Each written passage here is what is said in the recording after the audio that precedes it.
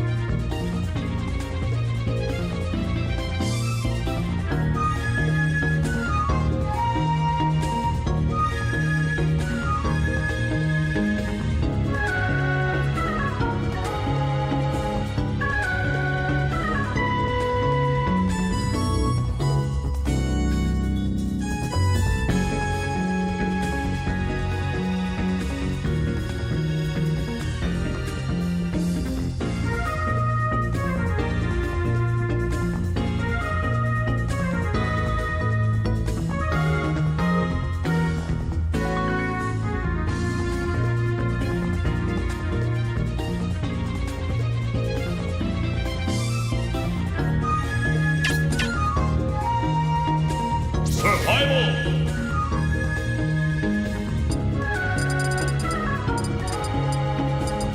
Sonic!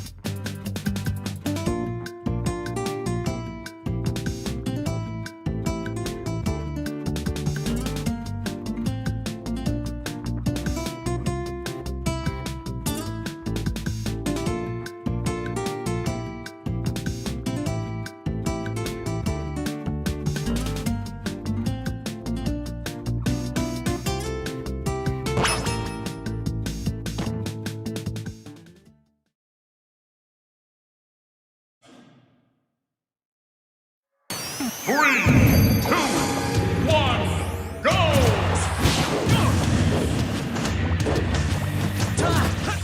Player one, defeated.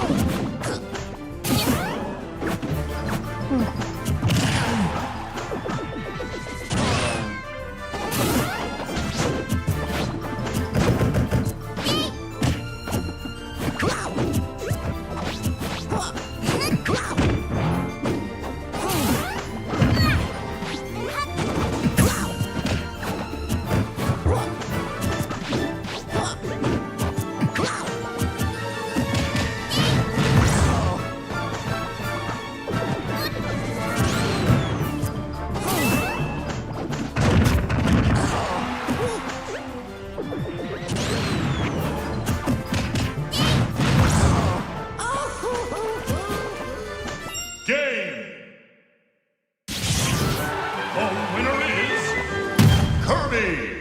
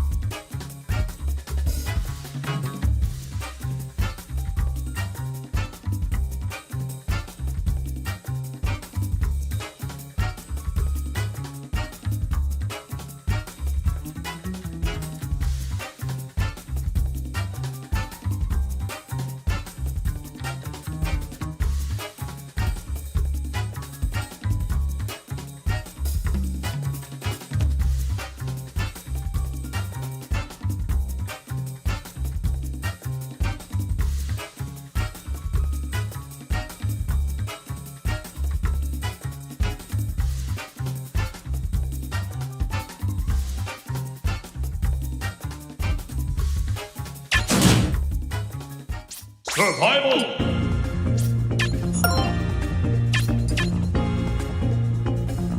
Survival! Dr. Mario!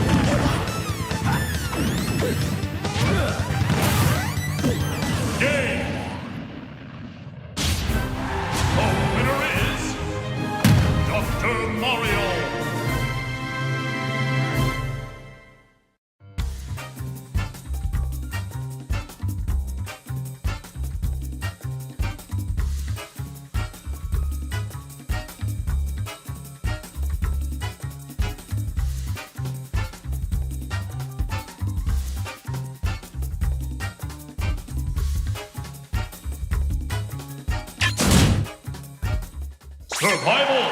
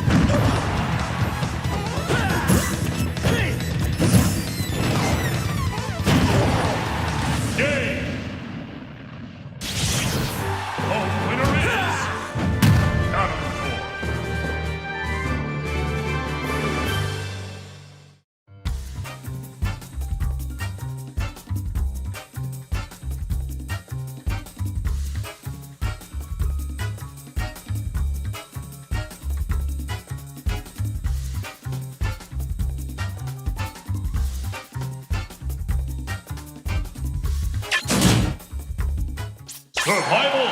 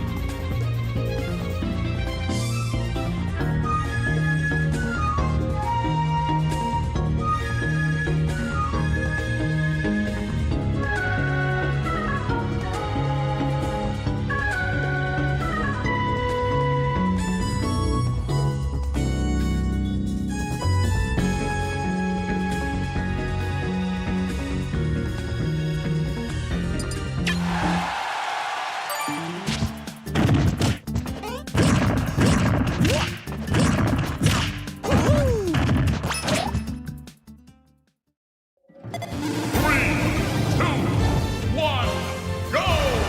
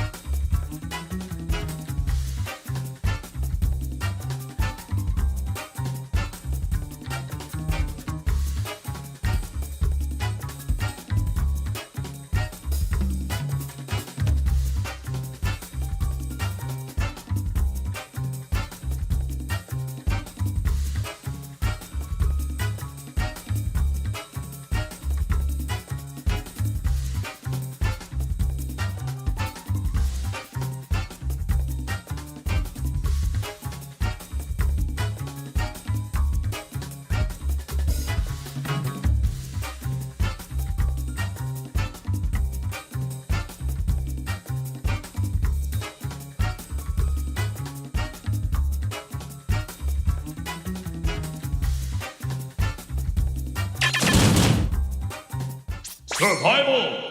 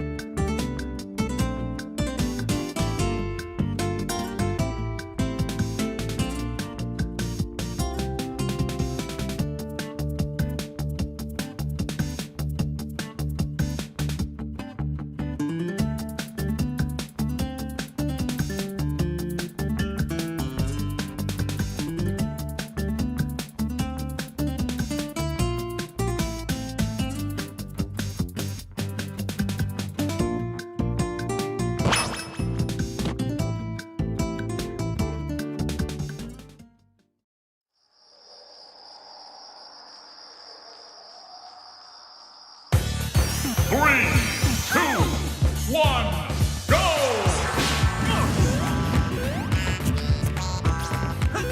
Player 1 defeated.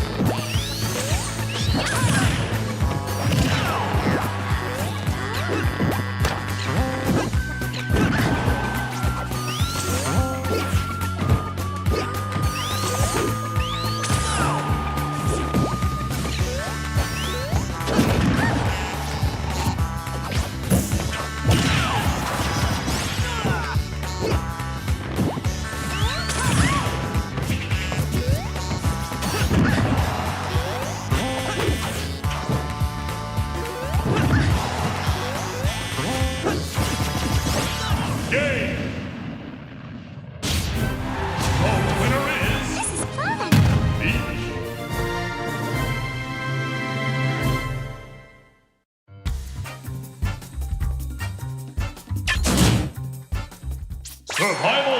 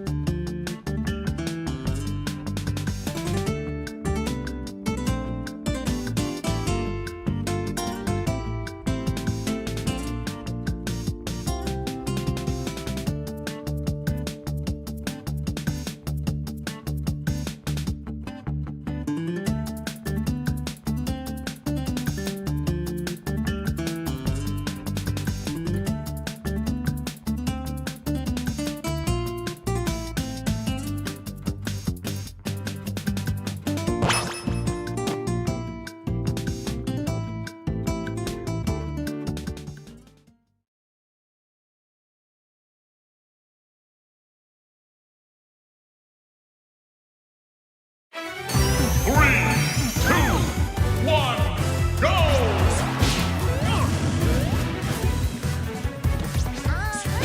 Player one defeated.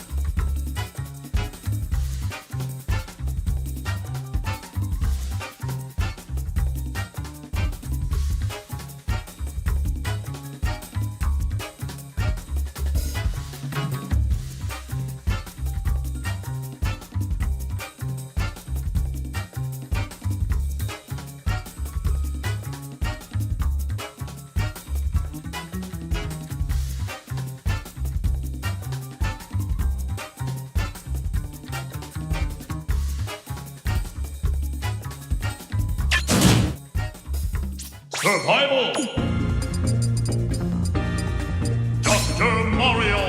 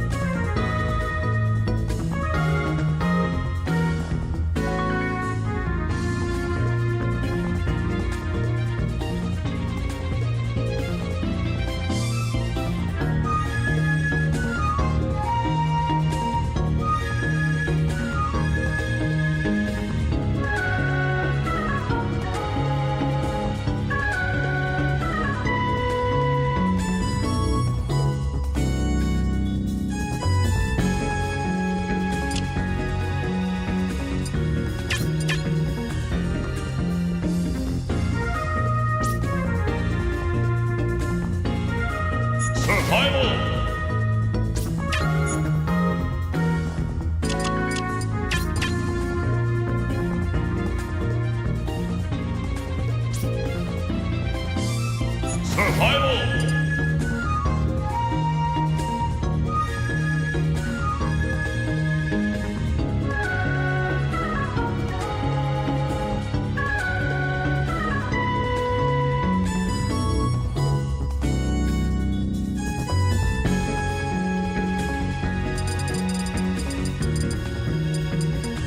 Dr. Mario.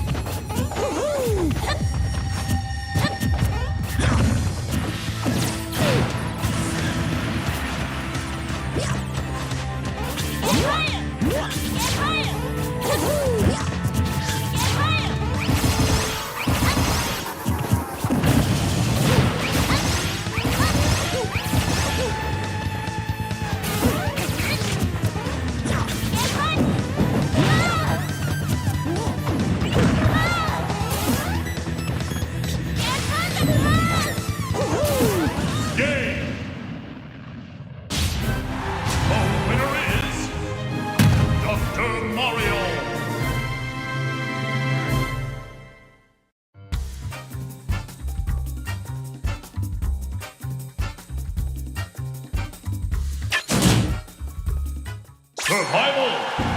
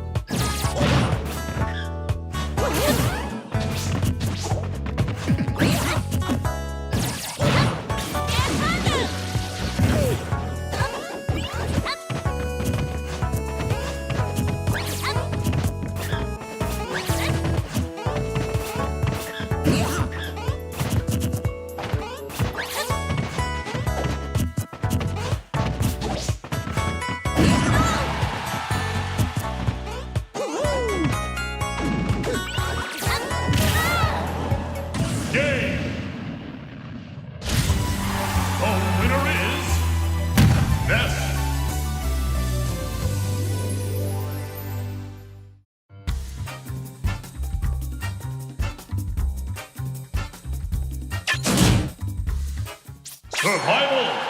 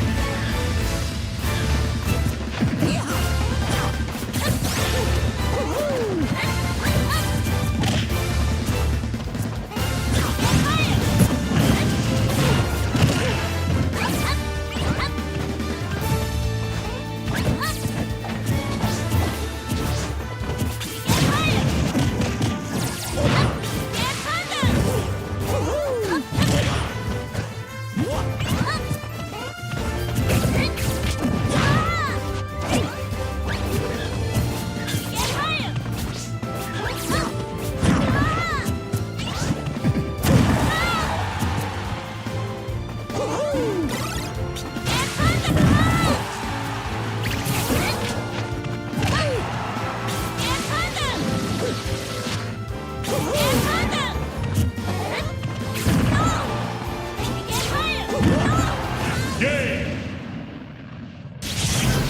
The winner is Dr. Mario.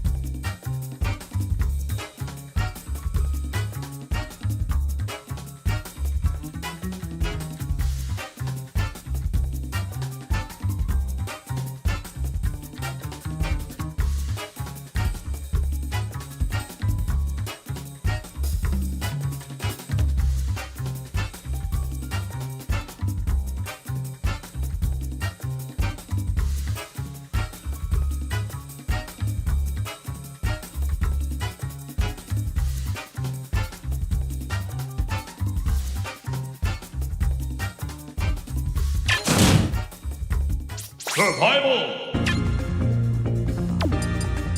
Sonic!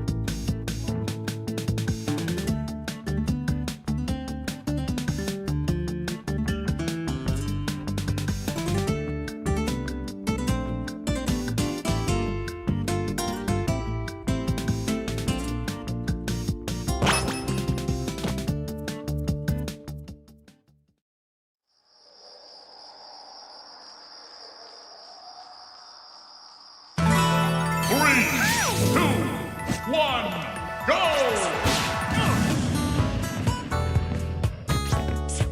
Player one, defeated.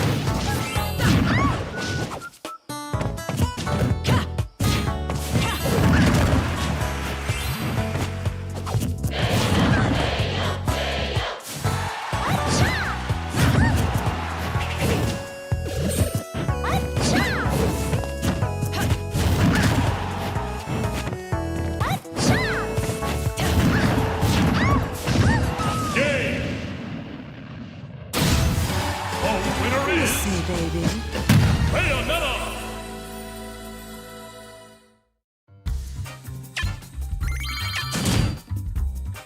Survival!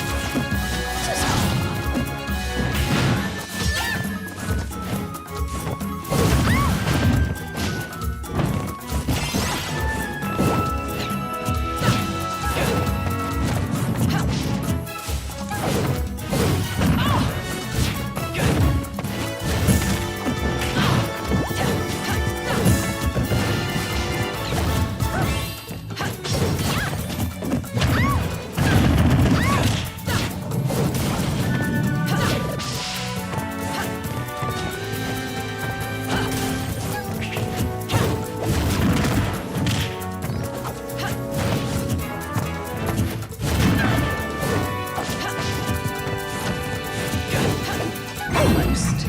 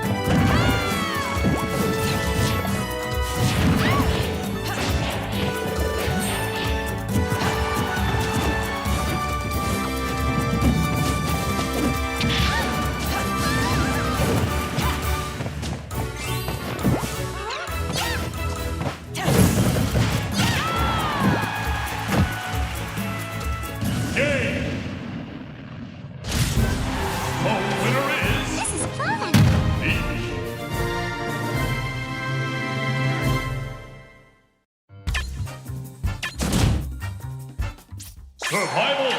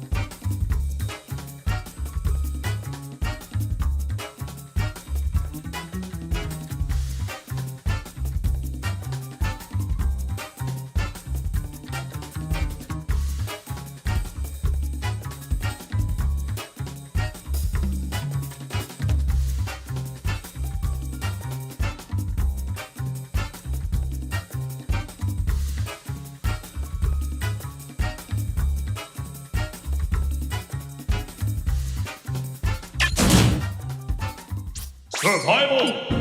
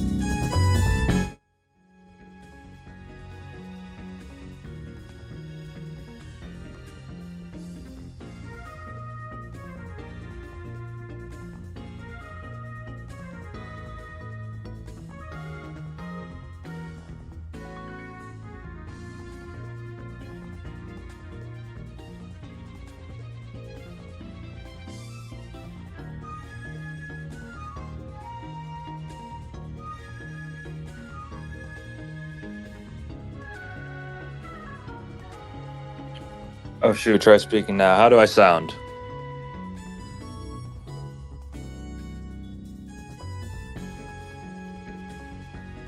I'm gonna keep speaking so that you can hear me. Anybody watching right now, I hope to comment. I hoped to try to commentate semis too, but I'm here now, so I'm glad I'm able to give a little bit of commentary for finals here. So we got Ouija versus Jabri. Is that Luca, or is that an entirely different person?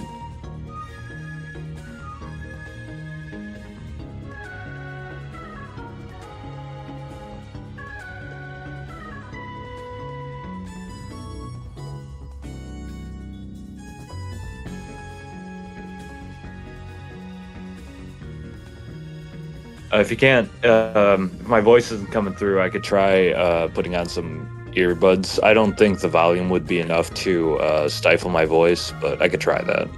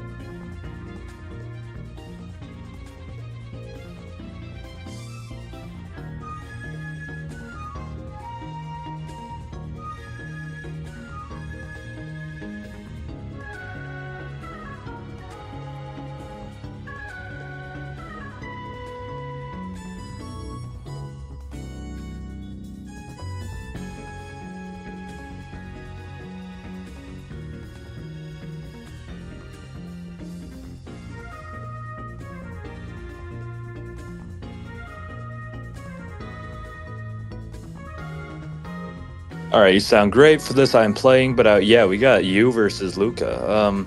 I'm playing, but I'll have headphones off my head. If I deafen, you can't be heard on stream. Okay, for proof, my headphones at low volume and far away, so say whatever you want. Okay, so because Ouija is playing and streaming, he's letting me know that that he has his headphones plugged in and like away so that he can't hear me talking. Okay, if there's an issue, ping me and I'll find your message as soon as possible. Sounds good. All right, yeah. Okay, well, I'm glad that I'm able to come on here for this this last finals match here for the redemption bracket. A lot of great players here. Of course, Ouija, Actorio, PMT. A lot of our like staple players here. That a lot of players that we think should have done a little better, honestly. And that we're glad to see coming back. It looks like we're going to be going to FD, I believe. Was when I was looking at Ouija's strikes, I think they picked FD.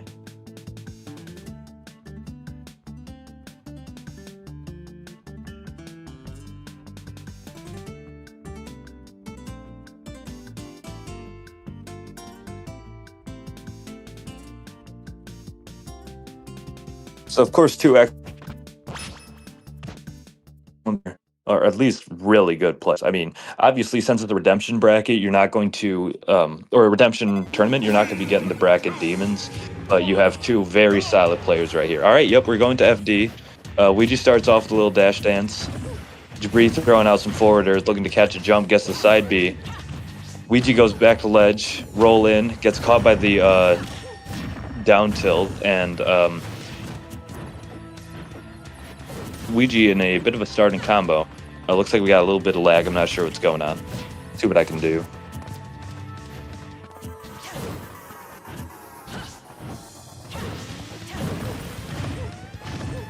Sounds like, all right, we're back. We're back.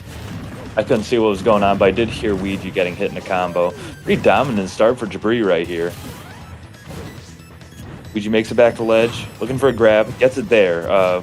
Witch time gets out of it at first. Almost catches the side B in. Good DI and 2 high percent for the up smash. Lots of shield. Dr. Mario really needs to use that shield. It's a you have grab, you have nair, you have up B, you have many powerful out of shield options. You have up smash too. I think Dr. Mario like really strives in that position, but he doesn't strive when he's getting killed off the top by Bayo, of course. And Luigi really using that shield, trying to find an opening, but Bayo's moves are very safe, and Jabri's not going to play unsafely here. Nice reverse up B. A lot of damage to make up for Luigi if he wants to take this game, but it's a back throw. Looking to catch a bad down angled side B. Catches the side B there, but Luigi just has to be doing that so much while playing so optimally. It's another grab there. I wonder if maybe he could have gone for an up smash, but seems like nearly gets the up smash there, like catching the side B in. A lot of the times it seems like Bayonetta's disadvantage state just doesn't exist because she just moves so well. And even when it does exist, just like, this is what Austin says a lot, that what makes it really infuriating to play against Bayonetta is not even her neutral or any of that. It's just that no matter how well you're playing, she can just get that combo and it's all ruined in one mistake. With the witch time too, that's another thing. So this is basically looking like Rabs for Luigi. He's trying to play patiently, looking for some kind of slip up. Jabri just isn't going to do it. Goes off stage, gets a side B on. And just being at like this percent already without having the first stock down just is rough for Luigi, without a doubt. Up throw. Looking to continue the juggle, doesn't get it, gets a down throw there. Neutral air is going to catch the landing. Not Dr. Mario's strong suit. Tries to get a side smash to cover the roll, does it too early. A little bit of walking around, looking for a badly timed jump in or like dive in so that you can get an up smash. Gets it there, catches the roll. Dr. Mario can make things happen with rage, but this is obviously an unenviable position to be in. Jabri again calls the roll, but does it not at the right time. Nice landing from Luigi. Just a lot of moves coming out from Jabri. You're bound to fall into one of them. And you have such a lead right now that I think that's his philosophy in just throwing them out.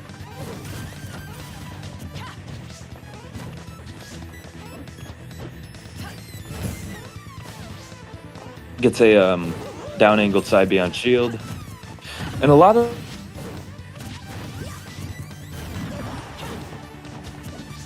I'm kind of lagging on stream again. All right, we're good. Gets a back air there. That's probably going to be Jabri's main thing that he's looking for in getting the kill is going to be a back air. If you can catch a roll with the side smash or anything, like obviously you'll take it, or just an edge guard. But back air is going to be Bayonetta's like main important kill move at this time. And an up air is going to seal game one in Jabri's favor. Luigi trying to get an up air there to try to get a combo going. But at a high percent like that, it's not going to take much. Survival.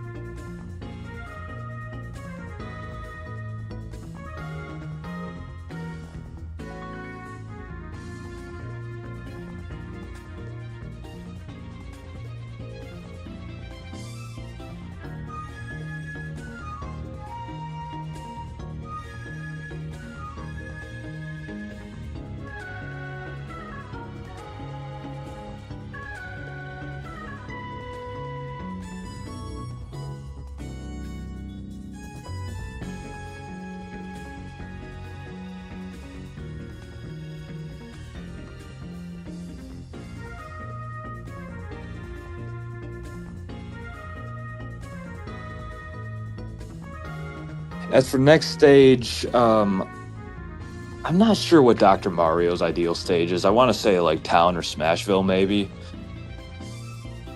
It seems that Ouija was fine with going for Final Destination. In fact, he did strike Smashville, so.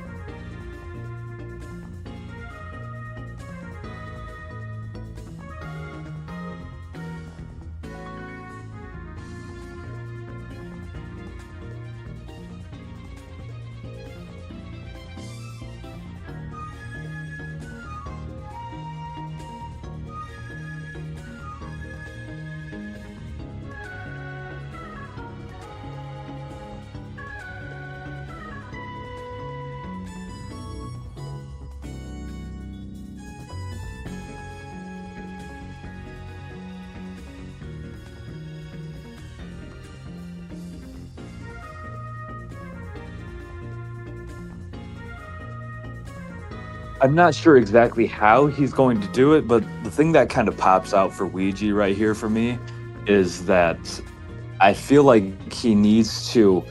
Obviously, this is kind of like telling a homeless person to just buy a house, but trying to just get out of the early percent combos, early mid percent combos, and just trying to take as little damage from those as possible. He's playing very safely, looking for Jabri to make a commitment, which I think is pretty wise. I think Jabri is playing this very well too. He isn't really going in with a bad side B as much as some Bayonetta players do. And throwing out a lot of aerials, again, kind of a situation where you'll get one, and when you get an early advantage, you just want to keep trading down percentages as much as possible, because then you get to a point where eventually you're just like closer to the end of the stock and they have less room to try to make something happen.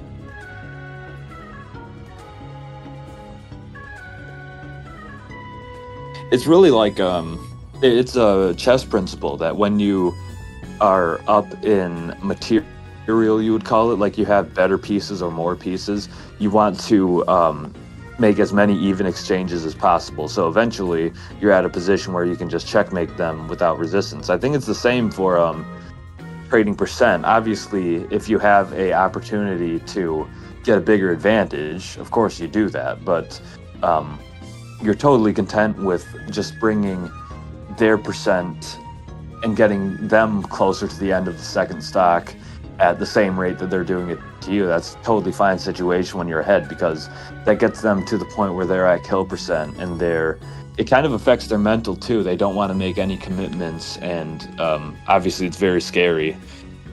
It's a position where you don't want to be making any kind of plays that could turn things around sometimes, because you're too afraid of getting and doing a good job of not trying to press his luck, basically. He just takes what he can get. So Ouija's going to I think Jabri only striked Lilat, and Ouija can pick Smashville, FD, Battlefield, or Town and City. Ouija looks like he's going to go back to Final Destination. I think the rules here are that you can strike 2 stages, but I think Lila is the only stage that's really that bad for Bayo, or like worse.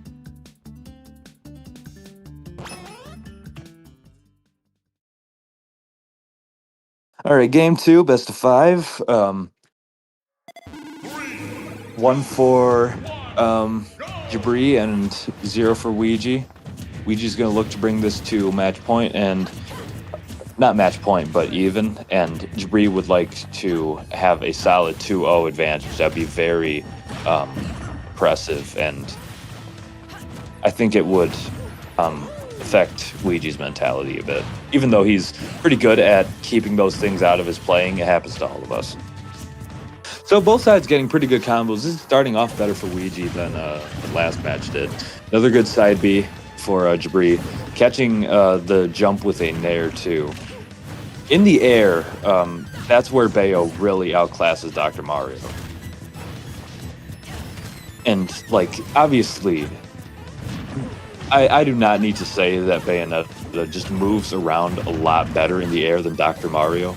And you can just really see when you're paying attention. Ooh, a missed up B from Ouija there. Going to be a pretty big punish. Catches the witch time with a grab. Ooh, nearly gets that side B with the side smash too. But just like a couple feet up, a couple inches too high up. Good up smash, not going to kill at this percent. Doesn't do a like forward smash or dash attack into the witch time. That could have been bad. Jabri's throwing him out, looking for an opportunity. A little bit too late on the up smash. I feel like that should be possible, but I almost think Ouija should have just tried to do a back air. A lot of walking around here. Oh, and then as soon as I say he's just walking around, Ouija like dives in with the forward aerial. Gets the catch with the side B. Both at kill percent here. Dr. Mario has some like crazy knockback moves. Good catching the roll with a dash attack from Jabri. Ooh, catches the spot dodge with that side smash. I like that. That's a good move on Ouija's end. You can see them both like just moving little distances, trying to get in each other's heads, I think. Good tech. I think Ouija's going to be shielding quite a bit because you're not as worried about a grab as you are about a back air or like a up air, nair, or any of Bayo's kill moves. Like, there's not much that she can do with a grab. Like, she'll take you off stage, and she can kill with a forward air if you're at ledge. Forward throw, sorry.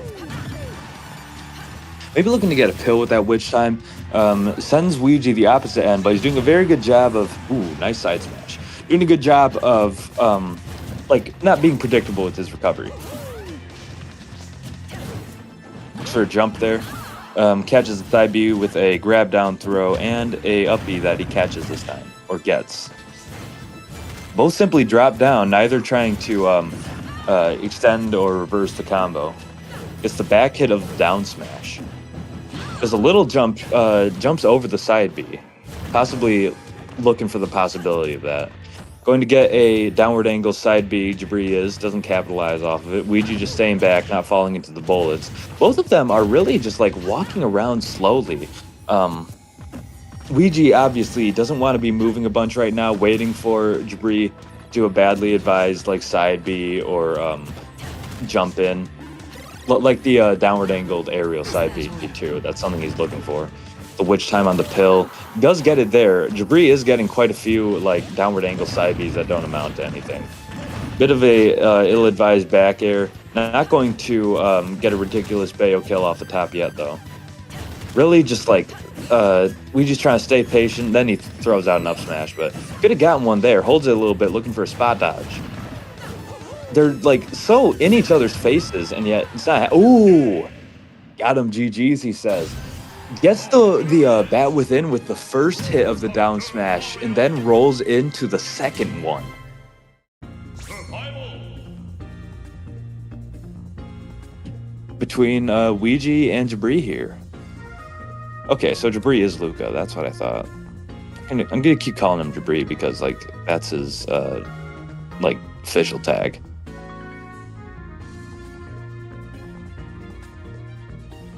Ouija is going to ban Town. Let's see what so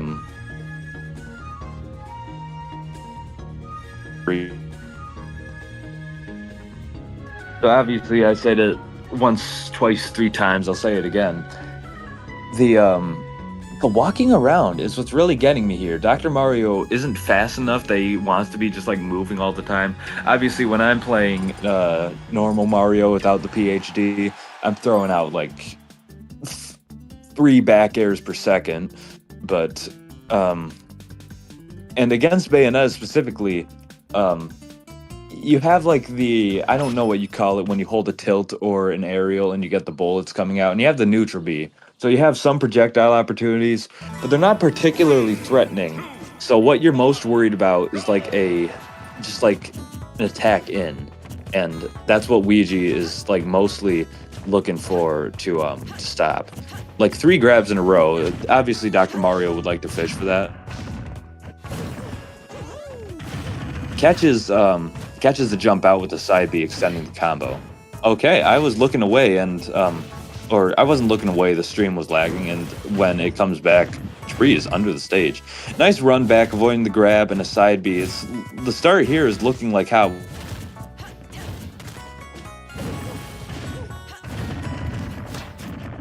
competing my commentary, but and is back, and Ouija is getting comboed again. Good use of the bullets for Jabri. Gets a grab with that down air. Gets the up tilt to extend it. Which time is definitely going to take it there. Not which time itself, but what you get after. So Smashville, I remember Ouija did ban this on the first match. Obviously, well, not obviously. Town is a counterpick stage, so it wouldn't be game 1. I say obviously a lot, but anyways, Town and City is, I believe, the worst stage for Doc to be playing on here. At least intuitively, with the platforms, it would be a big impedance.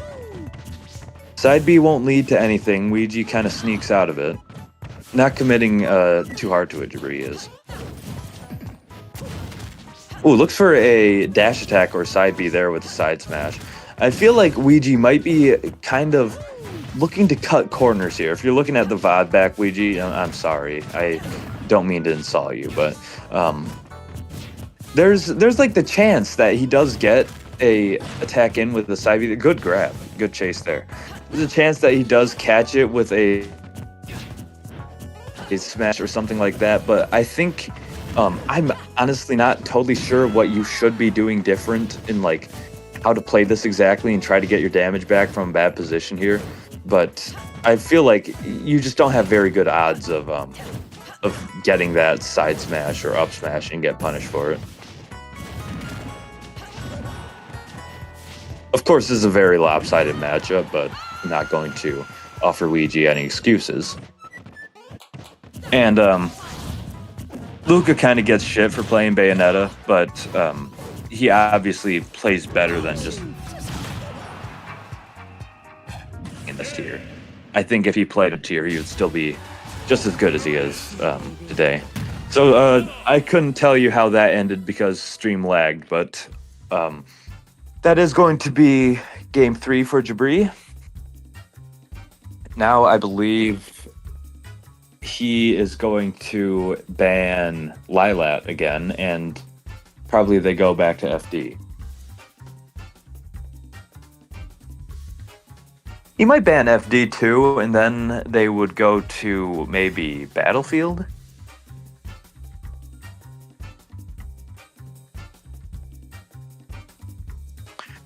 I'm not sure, but I think Battlefield has a higher ceiling than Town, so...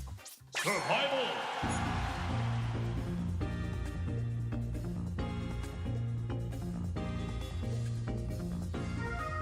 Yep, Jabri is going to ban Lilat and Final Destination. So I guess the first one, where you guys could clown on me for this, I didn't understand what was going on. The first one was just one ban because that's how it is.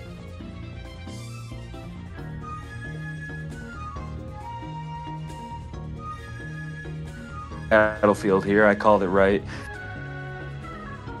I believe that it is better than Town because it's a higher ceiling. I don't even know that for sure, but I just feel like it has a higher ceiling.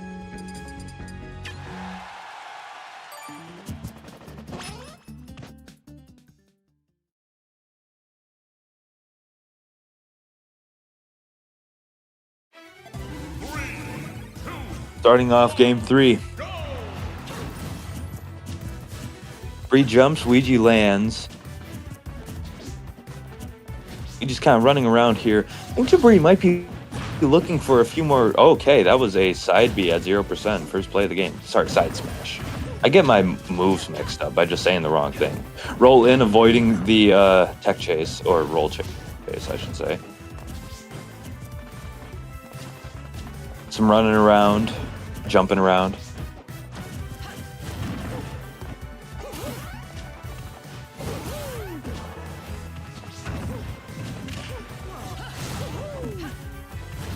Waiting for stream to unlag here. All right, both sides getting a bit of percent. Ouija gets a nice up B and hides under the platform. Doesn't get the down smash. Debris punishes that. Up B, side B, up B. Doesn't get the second up B. Ooh, nice side smash. Catching the landing there. That's really that's the only way I can see Ouija winning this. Of course, it's not a good matchup, as I said. If he would have gotten an up smash there, that would have been very spicy. Ouija kind of gets in your head by walking around like that, like I said. I think he's kind of trying to mind game Debris here. After losing the last match, I can still see him doing it, though. Debris is using the top platform to great effect. Doc doesn't have great vertical mobility and can't really chase easily. I think Ouija might have to start committing to trying to catch like a spot dodge or a roll after a safe option or a witch time. Witch time is what makes it threatening because Bayo's moves are basically like all safe, all the ones that she uses in neutral. Nice down B, manages to get a sage spike without a tech there. Goes for the side smash, doesn't quite time it right. A lot of the time, Debris knows where Ouija's going to be, can't time it right. It's very annoying when you do that in the game. Nice catching the run back with a forward air.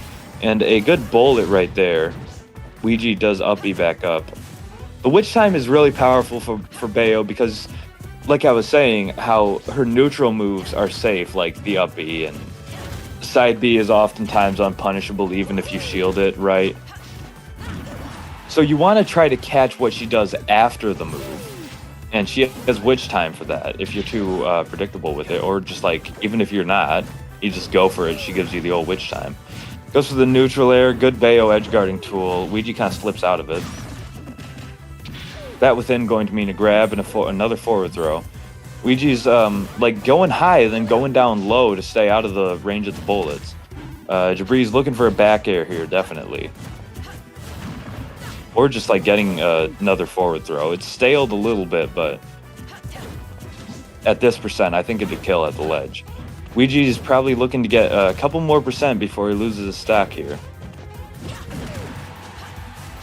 Down air doesn't quite take it, and Ouija is living to high percents here. Looks like Debris might have gotten a catch there, doesn't. Forward throw comes out again, doesn't quite come through. Ouija is doing such a good job of recovering here, using his down B to great effect, like barely changing up slightly changing up where exactly he lands. Again, he lands down from high, then he goes low and comes up. He's been surviving for minutes. He might even try to stall this game out. Probably unlikely, but forcing Debris to have to approach into the second stock with only a few minutes left could definitely mean some good punishes for Ouija here, and he could take this game. Living into 200%, oh my goodness. One back air, one nair, one up air is going to seal this. Obviously, any smash attack, a forward throw will do it now, an up throw probably would. Ouija's going to try to get a combo. Holding shield the whole time, not taking the bait with the roll back. Is not afraid of the grab. This has got to feel rough for Debris, just seeing that percentage marker go black, and the back air there is going to catch the roll and do it. Well done on Debris getting it there. Using the top platform to avoid the iframes. But like I was saying, I feel like Ouija kind of just has to sit back here and do what he's been doing with trying to catch the approaches, not play too crazy. Debris has to make up 73% in 2 minutes, which is not a especially low amount of time to do it, but when you're playing under pressure, it goes by pretty fast. And basically, you can't be stalling this as Debris, obviously. You have to make the move, and Debris has been getting his hits, and he's starting to make the percent back. Back throw going to come out from Ouija. Looking for a bad jump in with an up smash there. It's a jab. I thought maybe he was going to do the up B. I think Doc can do 2 jabs and then an up B. Getting these stray down angle side B hits, I thought Jabri was going to go for another side B there. That's another one. Not getting anything out of it. This one is going to yield a little bit more fruit. Ouija lands back on. Somehow got the sour spot there. I don't know why that wouldn't kill on the top platform. Ooh, a great tech from Jabri saving it there. I thought Ouija could have been toast there, but all toasters toast toast, as Mario's told us. Staying back again, trying to catch an approach.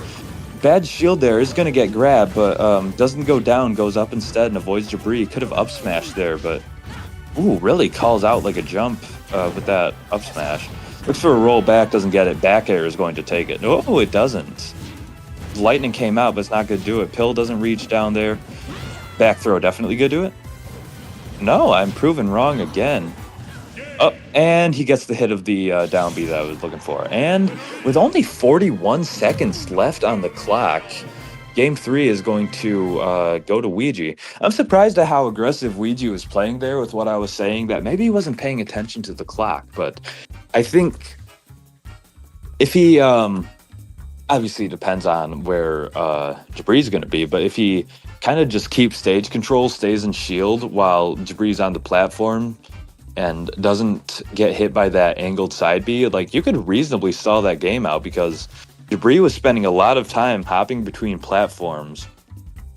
And I think that can work very well if you have the lead, but Ouija got the stock first and he just lived so long into 200%, just evading the big hits really well, and not getting too predictable, not falling into the obvious traps, not especially with when he shielded and Jabri ran up, he didn't roll back anticipating a grab. He just stayed in shield, knowing that Jabri was going to try to punish a evasive option. Whether that's a jump up back air to catch a jump or that dash stack in for the roll that he went for. So this is going to be a match point here. 2 for Jabri, 2 for Ouija. And so, yeah, Ouija's going to ban town. So it looks like we're going to be going to Smashville again. Ouija lost on Smashville. But let's see what he can do for this, if he can switch it up. I do think the platform is very beneficial for Bayo. You get faster kills. Just whenever you catch them on that platform or near that platform, you can use it to get a up B combo from there, and the stocks will start falling.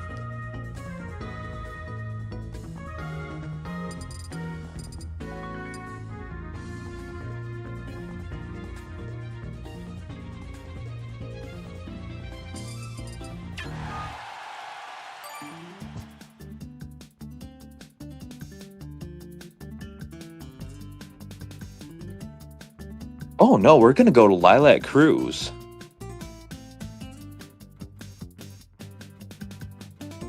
Wow, okay. I'm kind of surprised. I thought Jabri was banning Lilac every time. Maybe not. I thought he would have wanted to go to Smashville, especially after he won on Smashville, and that's what Ouija banned. I think twice. He striked that for game 1 and 3, I think, or you would say banned, but. Whew.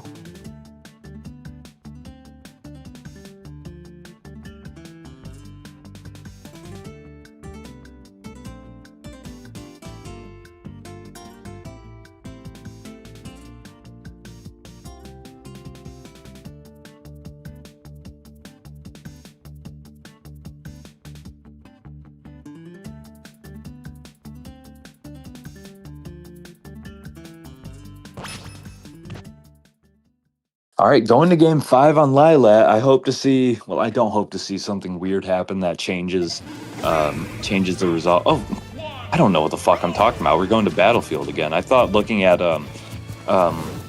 Ouija had Start GG pulled up, and it looked like they were going to go to Lilac, but no, we're going back to Battlefield. Well, we'll see if Jabri redeems himself here, or if Ouija's going to take the set in the tournament with another Battlefield win. 12% starting off for Jabri in the first 30 seconds or so. This is the grab with the spot dodge. Really gonna look to get that grab at low percentage. It's of course what Doc's gonna want to get. Ooh, gets the calls out the witch time there and gets the grab after. What I was saying, you want to kind of try to punish the option that comes after Mayo's commitment. You want to catch what she does after it. Down B going to go just below ledge. Ouija, I think, running, looking for a roll.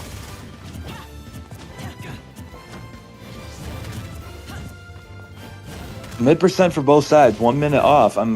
This game seems to be going quite a bit faster, but with how Jabri wants to use these platforms to look for an opportunity and play very patiently, trying to stay at a good distance from Ouija, which I don't think is a bad option at all. I think it's very smart, and you can like get little bits of percent that keep adding up.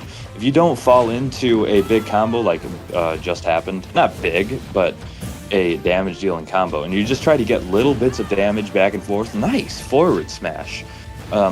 Anyways, if you keep trying to get little bits of damage here and there, then it adds up and you'll end up with the lead. But when Ouija is playing this carefully and this patiently and holding his shield and just trying to get his grabs and get his little hits when he can reasonably get them, if you keep trying to stall when he does that really well, it's not going to end well, and you're going to be kind of stretched for time to make up the damage. However, Jabri is getting his hits in. Starting to get him more than Ouija, and they're back to even now. So Jabri's doing a great job of like keeping things even, staying out of, just getting little like bits of chip damage.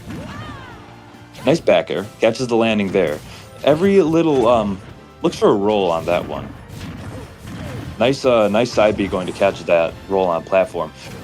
And a up air kill is going to make this very much in Jabri's favor. For being at kill percent, Ouija really has to work to get this kill the same way Jabri did in the first match. So that was a very good catch there. Back air going to send Jabri off ledge. Looks for a nice up smash. Looks for a down B to get a gimp there. Looks for a roll, doesn't get it. Thought he was going to call out side B. Does it? Almost there. Jabri made sure to delay it a little bit. Good call. And we just got to get like a back air, an up smash, or a back throw. And all of those are going to be pretty rough with Jabri just like really camping the platforms out here. Nice roll avoiding the side B. If Ouija can keep it under, I'll say 50-60%. I think he still has a chance, but ooh, a great up smash. Not quite getting where Jabri was, but hitting the side B, and now this is going to look a little bit more doable for Ouija. Good DI on Jabri's on getting out of that up smash combo, though, definitely. Missed tech is going to mean taking a dash attack. 42% for Ouija. Jabri starts kicking with another combo. And 3 minutes left in the game. Jabri really camping these platforms. Kind of lame as fuck in my opinion. Don't at me.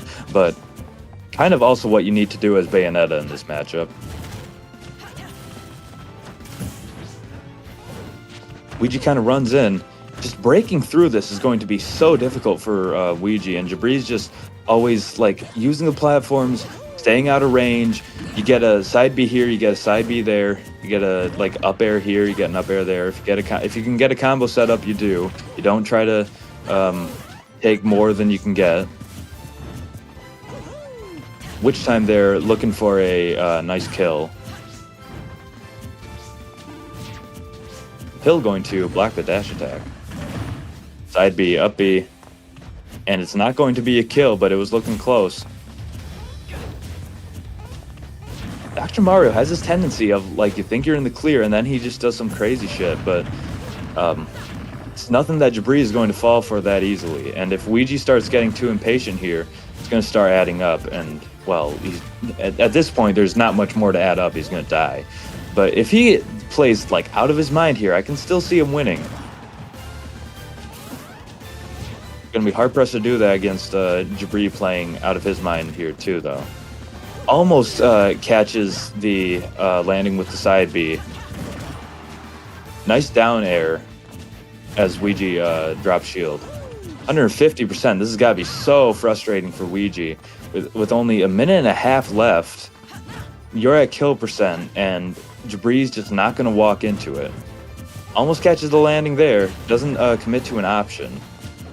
I feel like Ouija's going to try to go for like a down B off. I think. No way. No way.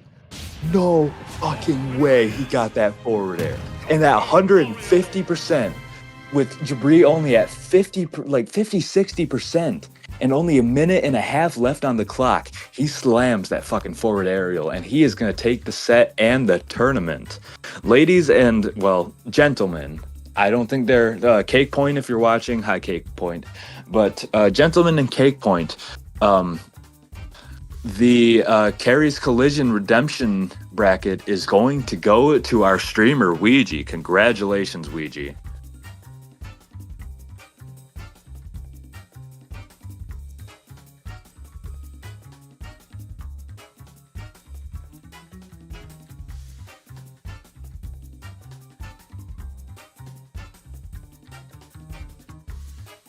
Let me see if I can get him in for a post game.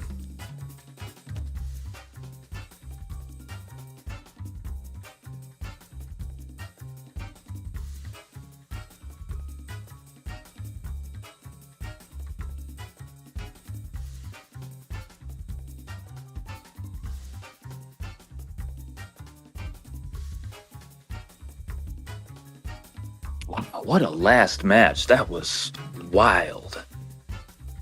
Oh shit, I'm in the wrong chat. Someone tell Chicken that wasn't Grands. Fuck. Okay. Hey, Ouija, if you could edit that out of the VOD. Okay, it's winners finals. I thought it was Grands. Okay. If you could edit that out of the VOD, I'd appreciate that. Anybody watching the stream, you can enjoy that, but I hope this doesn't get released to the public. I swear, like, this is not the first time I've like fucked up the bracket and like thought something was the last game and it wasn't, or maybe I thought something was semis and it was actually grand. I was like, all right, so and so is gonna take the game here, and it was like the end of the tournament. Honestly, that was like a grand finals forward air, and when you're like camping the platforms that hard, it kind of makes me feel like it's grands. Anyways, so we're not in a tournament that one. So Ouija's gonna go against our losers winner, which is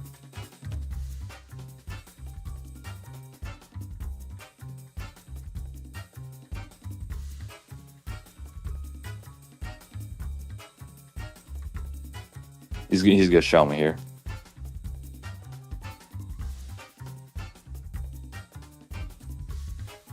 Yeah, winners final. I see. That's funny. Can we just like end the tournament there? It's done. Okay, so Jabri's gonna have to play against Actorio or Leo. Huh? PMT DQ'd. How did that happen?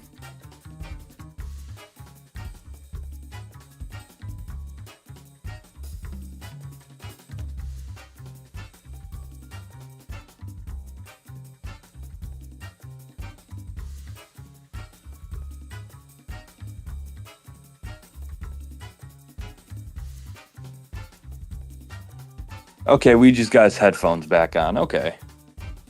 Welcome back, Ouija.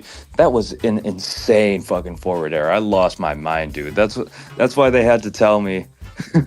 I've seen it in the chat. Actor say Chicken. That wasn't Grands.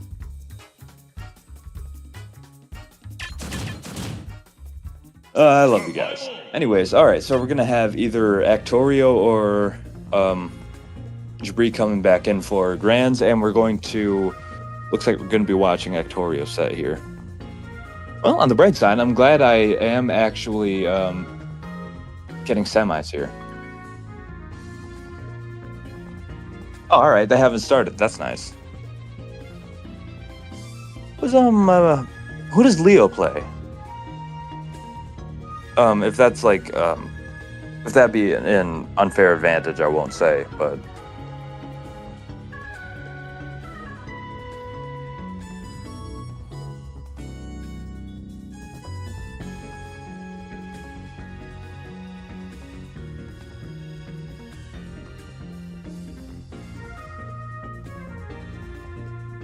if I hit a forward air like that, I'd be joking. Anyways, so we're not sure. Does he has he like been in the fortress? Is this a external player, like not part of the server? Corn and Diddy Carry says, okay, that's an interesting combo. Diddy, Marth, and Corin Page says, okay, thanks, Page. Marth too, okay. I imagine Diddy Kong would be like the character you'd want to pick there against Peach. I mean, that's just the best character. And Marth seems like, I don't know, just a little clunky, I guess. When you're getting tossed around by Peach's like float combos, you don't really want to have that massive sword to carry around. Pause. But I think you'd rather just have Diddy Kong. Again, Diddy Kong is just the best character out of those three, but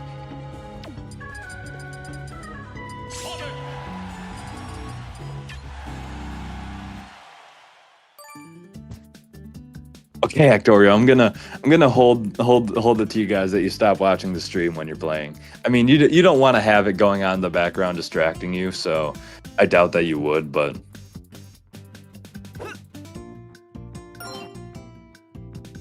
uh-oh. There he goes. Maybe they're gonna have to try to join another game. Yeah, they're gonna join Leo's room, it looks like. Well, if Leo isn't in the fortress, I mean, obviously we'd love to see him here. Carrie's probably doing his job promoting the server.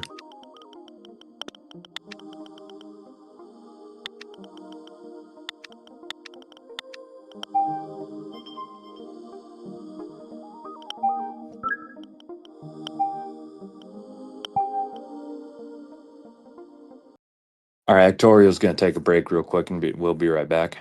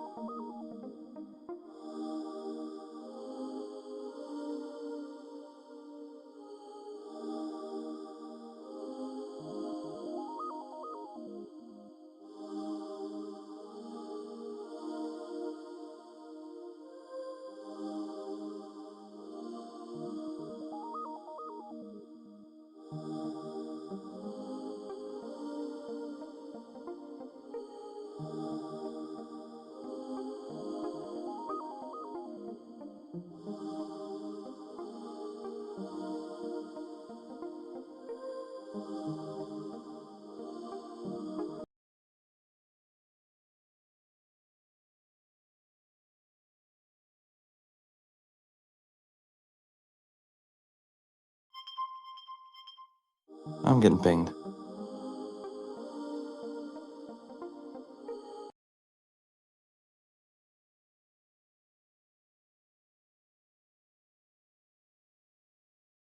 All right, Actorio's back. We can run it up in a moment. The best part of Super Smash Bros. Is loading those cached pipelines.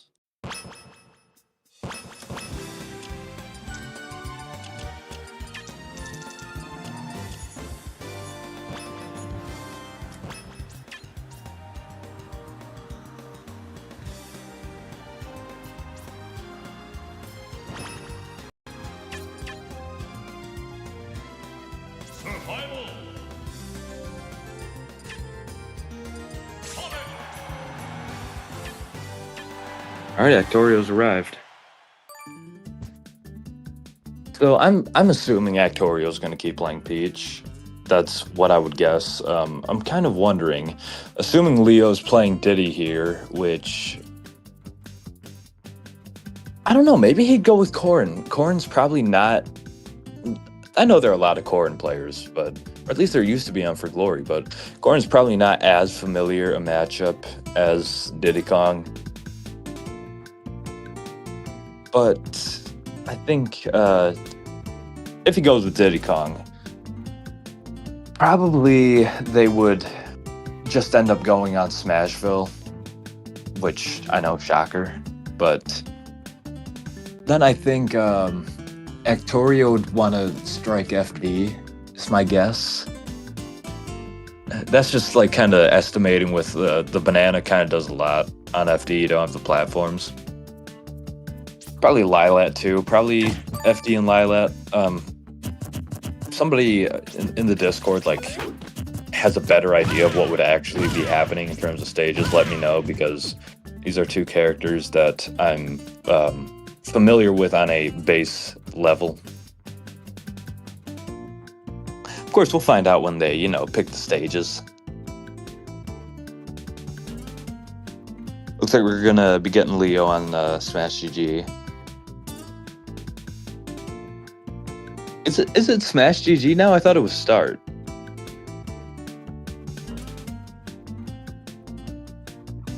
It's both, okay.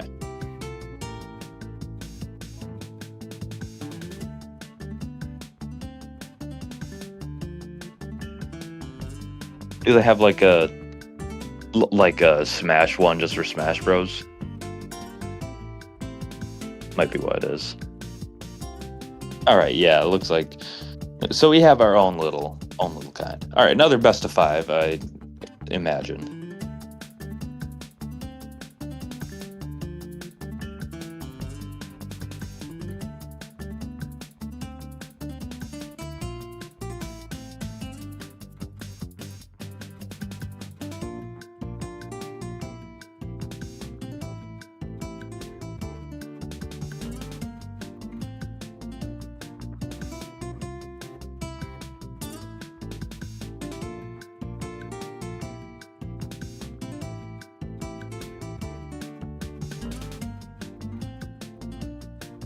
All right, looks like they're going to agree on town and city. Okay.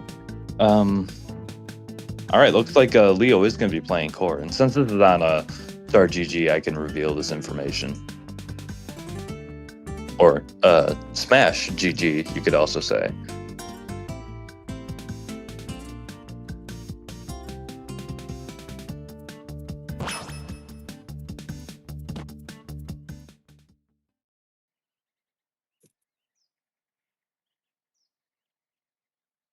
All right, here we are.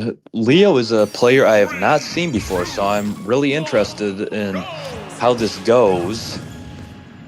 It seems like he might have gotten like a bit of an advantage by a PMT getting DQ'd, but no disrespect to PMT, he just hasn't been like he knows he's not a top tournament player, so it wouldn't be unreasonable to imagine that Leo would be winning that anyways. Both players getting off to about an even start, getting a couple hits. Torio gets a nice dash attack there. Grab, down throw, back air, another back air. Don't know why I'm emphasizing it like that. Ooh, doesn't kill though. Counter is going to do it though, and before a minute has passed, Actorio has gotten a kill with only 25% to show for it. He's crazy, man. Just a wild player. That's why he's the GOAT. He curb stomped me using Ganondorf in brackets, so of course we have some great Ganon players here. Anyways, about 50% for Actorio now, making up the damage himself really well. I really want to see how Leo does here, but obviously I'm just gonna be glazing Actorio really hard for a lot of this. Misses the punish on the counter.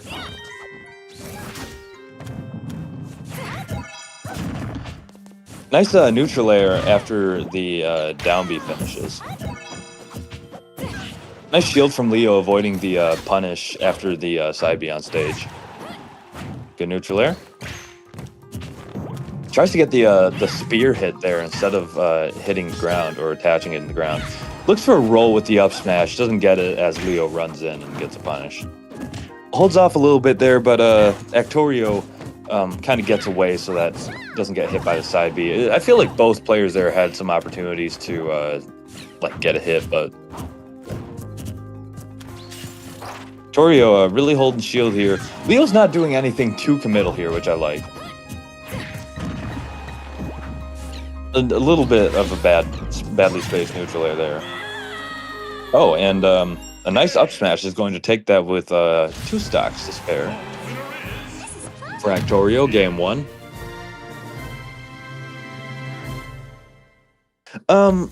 Ouija, if you have the time, could you pull up the bracket that Leo had? I'd like to take a look. I'd like to see who he beat here. All right, lost against Paige 2-1. That's pretty good. Paige is a solid player. Taking the game is pretty good. Beat the Big Bean. I don't know who the Big Bean is. The DQ.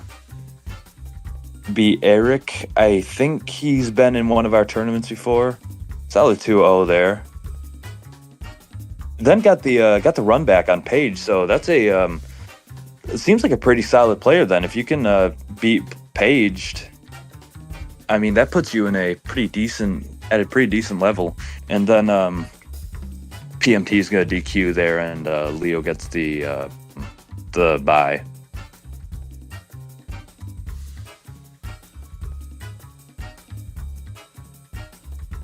I'm kind of impressed with how far PMT made it here. He's really been improving, it looks like. Of course, PMT is always our big what if. Like, what if he keeps improving? He played so much better this time than he did last time. But it looks like he might really be making his way into like top 16 territory if he keeps playing really well. Anyways, I wasn't around for that. Sad to see him disqualify there. And Leo's going to pick up the mandatory Pocket Cloud that we all have on everybody's soul, except my own. But I have one too, so maybe my own too. Anyways, we're going to have some Cloud versus Peach here. Of course, Actorio is going to be very familiar with this matchup. Peach is not a rare character. I wouldn't say common, of course, but it's not something like Bowser Jr. That's some weird exotic character that you're not used to. Nice forward air. Leo's going to start off with the lead here, so looking better here with Cloud than it is before, and two pretty similar characters, honestly. A great up B for Actorio there. There was more percent on Leo. That would have been a kill that high up. Look maybe for a roll in. Leo did with that air. Ooh, and this is something I talked about a lot with Carry versus Taymax in the main Carry's Collision tournament. When you're a Cloud player and you have limit charged and you want to keep that limit and you go in too aggressive when you're recovering, you really want to land on stage so you can save that up B, good players are going to punish that. And that unfortunately is what happened to Leo. Or fortunately, if you're Actorio, of course. Kind of rooting for the underdog here because I don't want to just be glazing Actorio the whole time, like I said. I feel like if Leo saw that up smash getting charged, he could have just gotten a forward smash at that distance. The second time, maybe not. Good up B there. Nearly killed him forward there. Wow. Ooh, nice land there. Getting just over the ledge. See, you got to be willing to just use that limit when you're recovering sometimes. Sometimes if you think that it's a good position to save it, you can go for it, but another nice, I like that. I like that up B, like coming out as you're going over the ledge, because if they're looking for you to land right on or land on the stage, that'll catch both of those options. Leo looks for a jump there. Gets the dash attack on the turnip pull, which is a pretty good show of commitment. Nice air dodgery with the back air. Under in 5, Leo's got limit now. Ooh, throws out the neutral B, loses it pretty quickly. And down smash is going to do it after the turnip. Avoids the turnip, doesn't get ledge though. So that's going to be 2 games for Actorio. I think Leo should stick with Cloud here. Cloud was doing pretty good in the start, and he was making things happen with it. I definitely predict this is going to be a Actorio win, but we'll see. If this guy I've never heard of before gets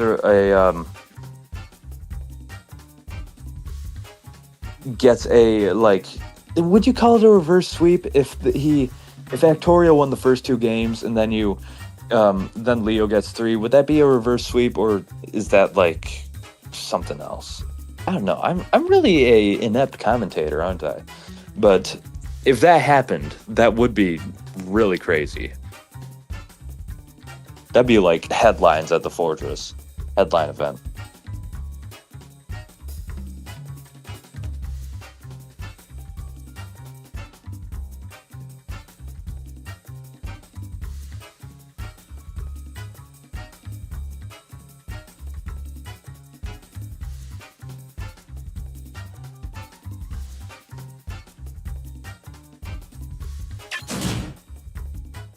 Survival.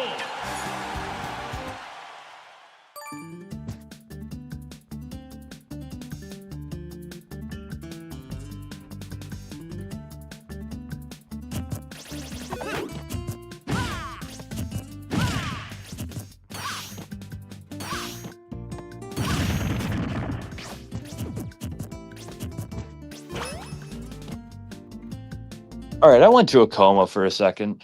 Game 3 going to be on. Is it going to go back to Battlefield? I wasn't paying attention. I was too busy talking to the Hat Man. Okay, we are going back to Battlefield. Leo is going to stick with Cloud. Actorio jumps to the other platform for the community agreed upon neutral start. The gentleman's agreement.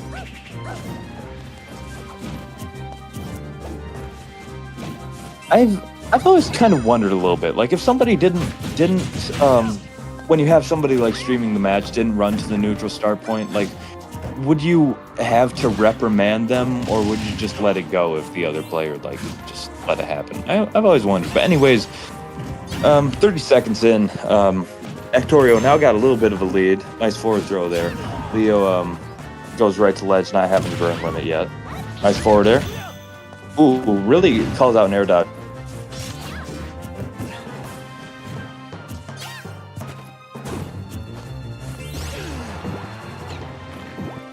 Taking a little bit, so all right, nothing serious gonna happen. 60 to 100 roughly. Goes for another cross slash. Nice bitch slap from Actorio. Looks for a run in with forward air, and Leo goes back to charging limit. Another bitch slap.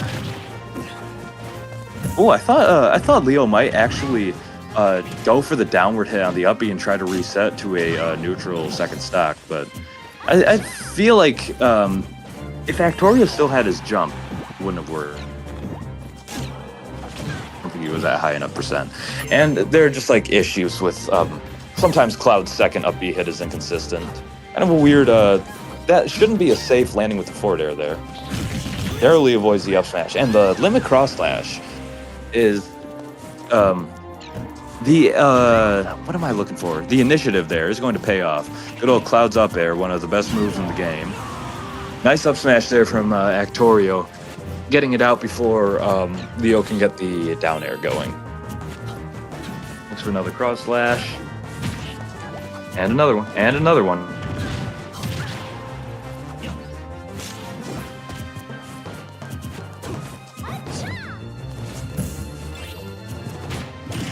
I would pull it up on YouTube, but there's not sure what you call it, latency. There's latency that it's delayed. Leo jumping out, not falling into anything, getting a comfortable 40 or so lead here. It's a grab on the landing, not a totally safe landing from Actorio. There's limit for a bit, nice down tilt. Goes for another up B by the ledge, which I thought Actorio was going to call it this time and get a dash attack, but went in a little bit too eagerly and got hit by the tail end of it. Nice roll into a forward tilt to stay out of the range of whatever Actorio just did. I'm starting to like lose brain cells somehow while I'm commentating. If I just, oh, okay, and the limit cross slash is going to Sealed the deal. Almost looked like it wouldn't kill for a second, but Leo is going to keep it going, taking one match, 2-1. Let's see what happens. Again, I totally predict Actorio takes this, but it looks like Leo's starting to find his footing, and I think he's really starting to really dig in with the advantage state.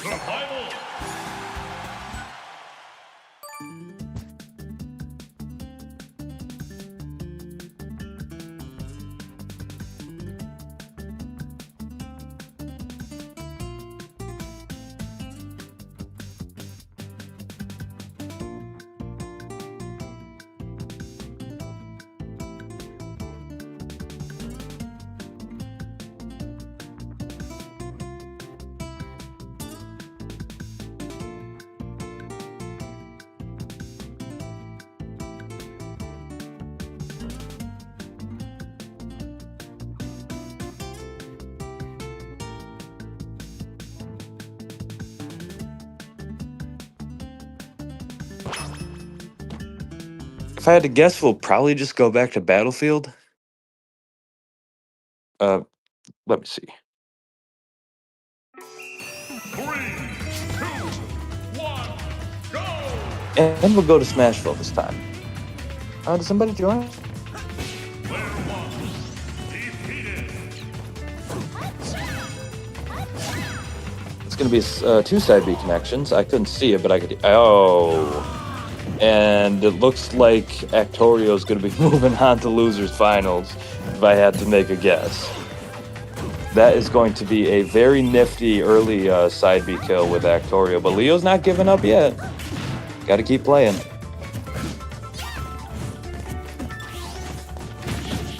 Nice try for a counter. Could have added up to if Leo did a bad upbeat there. Would have been 2 stocks before a minute. I think Actorio's kind of looking to get a early cheesy match like that.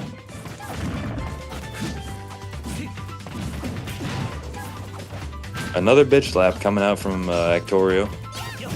Oh, I kind of like what Leo did there. He jumped way up in the air like how a Cloud player would go for a landing down air, and then he just went back and he punished the up smash. I kind of like that.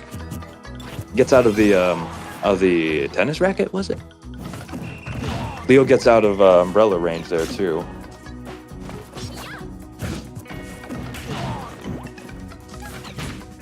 Third bitch slap this game, maybe 4th.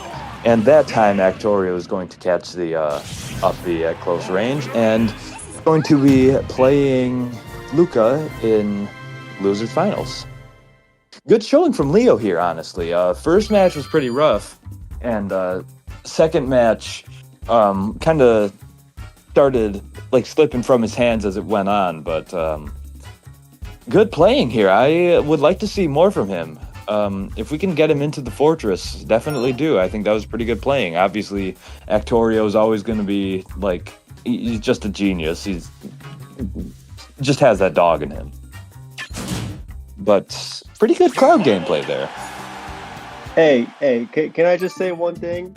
Yeah, go ahead, I don't mean to interrupt, but I mean this tourney is absolutely phenomenal right now. I mean, all the sets that have been going on so far, all the upsets. This new guy Leo came out of nowhere, just destroying everybody. Yeah, he got all the way up to losers semis, and I haven't even seen him. Me neither. This is my first time. You know, he just came from Insanos, and he just told me literally today. Hey, nice. Another Insano. Yeah, he just came in today. He's like, "Hey, can I just join? Can I join?" I'm like, "Oh, I don't really know anything about Absolutely. you. I don't know how to seed you, but now I know for the next tourney, this guy's gonna be seated pretty high. He's definitely that's some pretty good gameplay. I'm surprised they did so well. Like when I was looking at his bracket, like at first I thought, all right, you got to this point partially because PMT DQ'd, but I saw he got a run back against Page, and I'm like, okay, I could see this being a good player. Definitely, I'd be happy to see him here. I was very disappointed to see PMT DQ because I thought he had some good potential in this tourney. He made it this far. I was talking about that for a little bit. I think Ouija told me, but what happened that did his internet cut out? Oh man, that's unfortunate. I mean, oh yeah, not even to mention the Ouija and Luca set. I Like, mean, bro, I'm asking, is that what happened? Do you know? I don't know, to be honest. He Okay. just told me something about, I want to play a different game. I'm like, come on, man, that's The hell? lame. Yeah, Yeah, like like, a whole well, tournament? that's why I said, like, you're in winner semifinals and winner side. You could have been top 3 if you won that set, you know. But I guess he wasn't feeling Smash today, which is unfortunate because he could have gotten pretty far. Yeah, that's unfortunate. I was saying that he's made it like for surprisingly far for usually just like no disrespect to him for how his tournament placements usually go in like the top of the lower third roughly. That is a very good showing, and I think he could have kept it going farther, honestly. Yeah, 100% agreed. I mean, there were a few DQs actually, pretty big DQs. I know Tamax DQ'd. Yeah, the Wadi classic, DQ'd. the Tamac classic. Yeah, and then Wadi also DQ'd, was also a big Oh, win, yeah. so. Wadi, I think, is the real classic there. I always hear that like Wadi shows up and then he doesn't play. Bro, he'll talk, and then like the day of the tourney, he's like on a missing milk carton, bro. Like he, out of nowhere, just starts responding the day of the tourney. I'm like, bro, like, well, I hate when that happens, to be honest. But Wanted we dead still or have some alive, fun. Wadi. And now we got what we got now? We got Preppy versus Actorio. I mean, this is the rematch. I know Lucas is the one who sent Actorio into loser's bracket in the first place. It was a close set, Really? 2-1. Oh yeah, I saw Yeah. that. So I'm curious to see how this is gonna end up. So Just we make got something 3 sets left. Yeah, and then real quick, I want to say, whoever wins this tourney, if they want, they can pick, because this is the redemption bracket. So they can pick somebody who plays top 8 in the regular bracket, and they can challenge Try to that player. dethrone him. Exactly. Yeah. Anyone. Nice. I like that idea. Yeah, it doesn't have to be Shane. It can be anybody who plays top 8 that day, from Justin to Average to Tamex, whoever it is. It's up to the winner to call them out, and if that player is willing to play, then we'll do it. Otherwise, DQs. But I just want Would you to have to would you have to get 2 sets, as in like a how a bracket reset would work for a losers player winning the first set of grands? Yeah. For this tourney right here, between Luca and Actorio, I mean. No, I'm saying if you challenge a top 8 player and then you won the first set, would you have to play again? Okay. Would there be a bracket reset? I think what we're gonna do instead of all that is just have a regular 1st to 5. I think that's all right. That's fair enough. That's fair. Yeah, we'll do that. That was just a question because I've never seen this done before. I think it's a cool idea. Yeah, because it's unfortunate because people that tourney they could have had a bad day or a bad bracket. So I want. Yeah, it seemed like KHAIRY'S Collision went really well. I'm not saying that anything bad happened, but it seemed like a lot of really good players just like didn't do as well as we expected them to. I mean, sure why. The main person is Actorio. He should have got top 8 in that tourney. Yeah, Actorio is the big one. This is why we part of why you made this so that we can see what was going on with Actorio there. Exactly. So we'll see what happens with these last 2 sets we got now. So good luck to those 3 players. So I'll be back in grants. We'll see what happens. Stay on the mic if you want to. If you want to add anything, you can just jump in, no problem. If you don't, I'll keep it going. All right, sounds good. Thanks a lot, guys. I'll be back. He'll be back. All right, now we got Actorio versus Luca for the rematch. Peach versus Bayo. I couldn't tell you how how Luca won the first one, so I'm not sure what to be looking for here.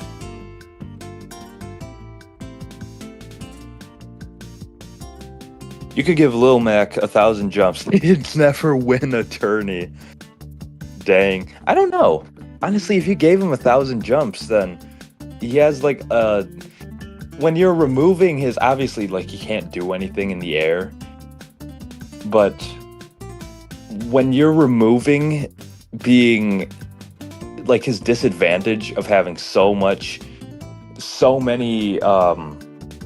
things he can't recover from, just distance wise. Obviously his recovery would still be bad, but just that he could be launched very far and come back up. I feel like not necessarily he would be able to win a tournament from it, but you'd have to consider it. I just tested it on 0. He got demoted from 0 with an X to 0 with a Z. Smiley face. Did you mod the game to give Lil Mac 1,000 jumps?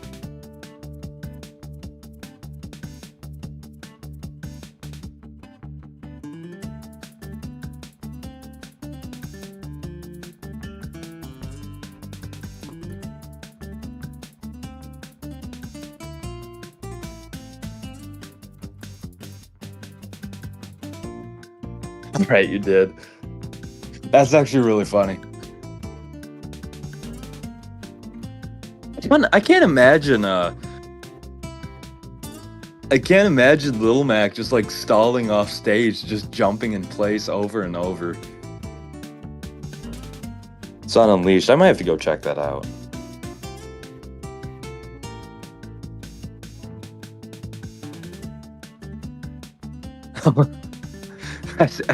No, I didn't add any mods for him, Ouija says.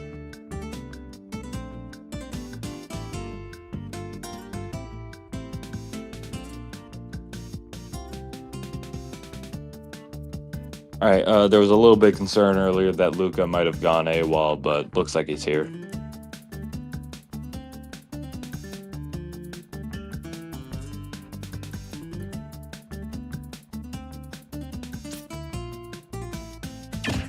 Luca? Oh, there he is.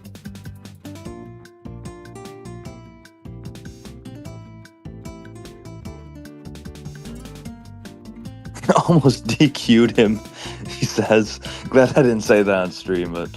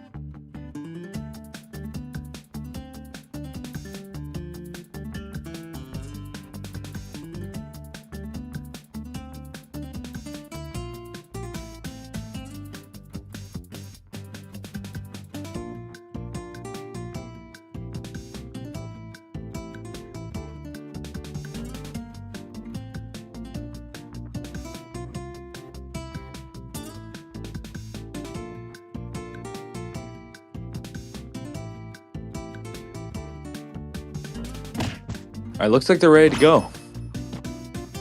Let me guess... Battlefield? I don't know. I think it'll just be Smashville. Actorio probably wouldn't want to go to Battlefield. 3, Yep, gonna be Smashville. Alright. Losers Grands, Actorio as Peach, and Luca as Bayo. We got a girls' night tonight. Both playing their respective best characters, of course. A little Hacha back on the stage. Down throw, a little smack with the ass, which you would do that to me. Luca gets back on the stage. Another little side B, angled down, doesn't get anything out of it. Side B, up tilt, up air, up B. And a little smack with the bullet. Both of them, well, Actorio's nice little combo off the Witch Time, and Peach is dead. That's what Bayo will do to you, man. If I had to guess how Actorio lost the first set, it would be like this. But let's see, we might get a run back in Grand Finals of Ouija and Luca.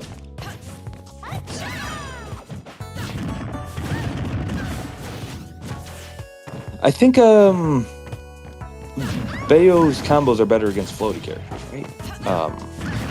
I don't know. They're like the... She combos everybody, really. So, okay, well, not 2 minutes have passed and the game is over. Game 1 is going to go to Luca.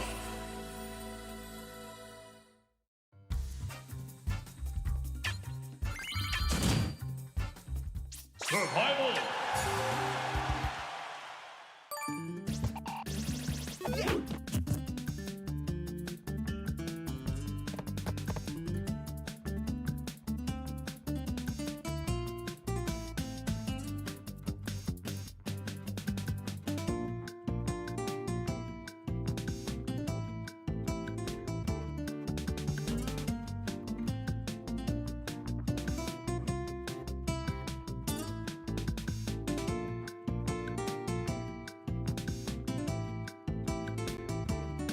Now Luca bans 2 stages here, and Actorio picks, so probably lands on. I really don't know.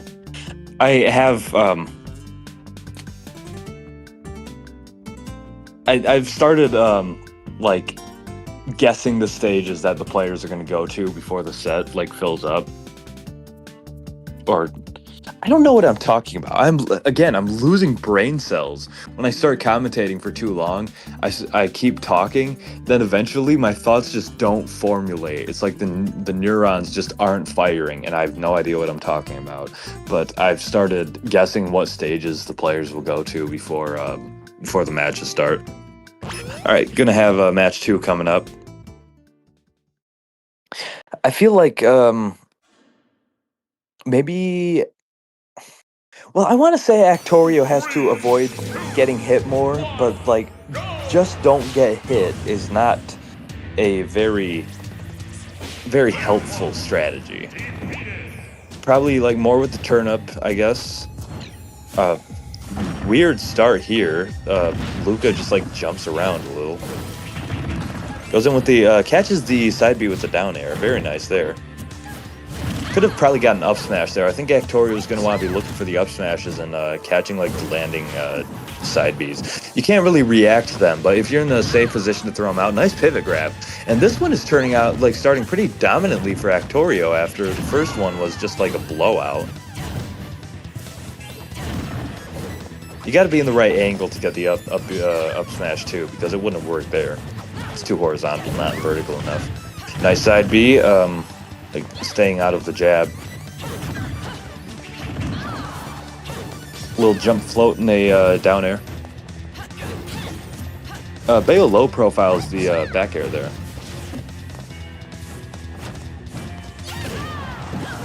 Ooh, Luca almost caught the roll there with the down tilt, but was not quite there. And very nice little up smash chase, going to seal the deal.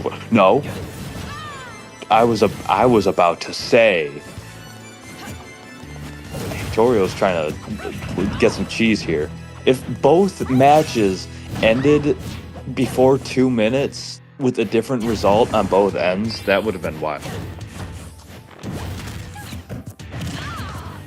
Ooh.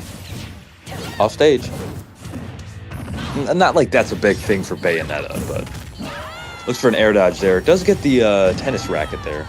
Neutral air. And again, Actorio's, after being like bombed on the first one, is doing very well here on FD. Can't attribute it all to FD, but I do think it's a lot better for Peach since you're not just getting fucked by the platform combos.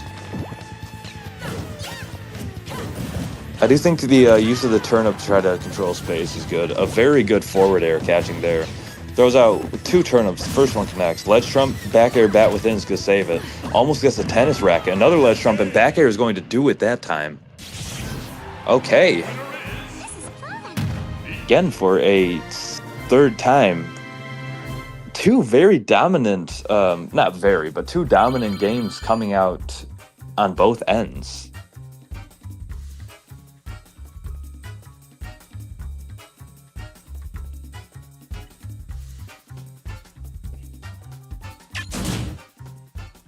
Survival.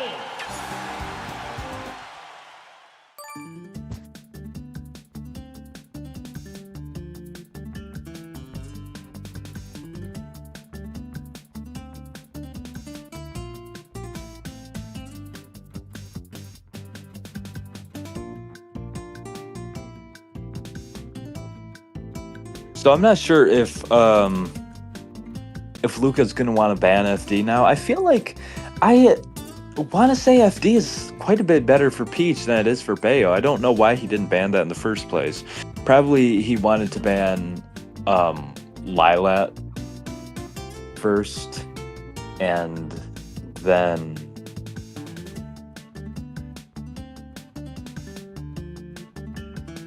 I wouldn't say that Battlefield Town or Smashville are worse than FD, if I had to guess. Again, if I had to guess. I say obviously a lot. I say if I had to guess a lot. You notice these things when you're just talking in front of a screen. But anyways, I'm kind of trying to figure out what their plans would be in stage picking here. Yeah, they went to Smashville first, then they went to FD. Ouija's just listening to me like absolutely ranting about this.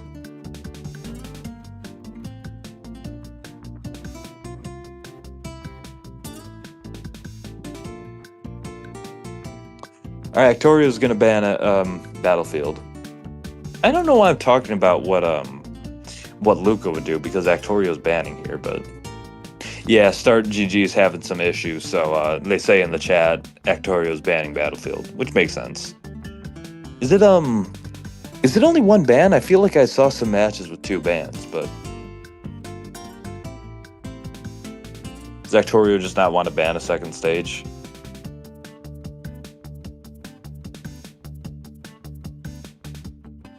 I mean, it seems like Town and Smashville are fine for Peach compared to Battlefield. Battlefield seems like really rough compared to what you would be doing.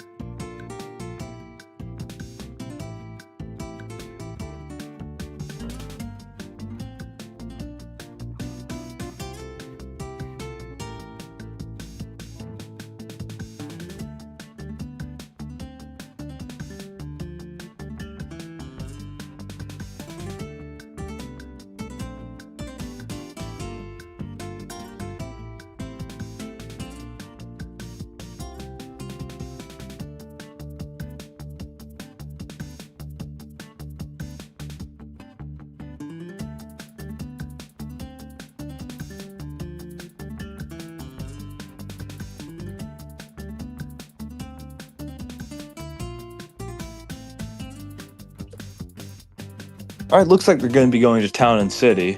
Seems like a pretty even stage. I feel like it's a little bit better for Bayonetta, but obviously they know what they're doing a lot better than me with their own characters. Ouija's going to put in the scores manually because RTG is being a little prick.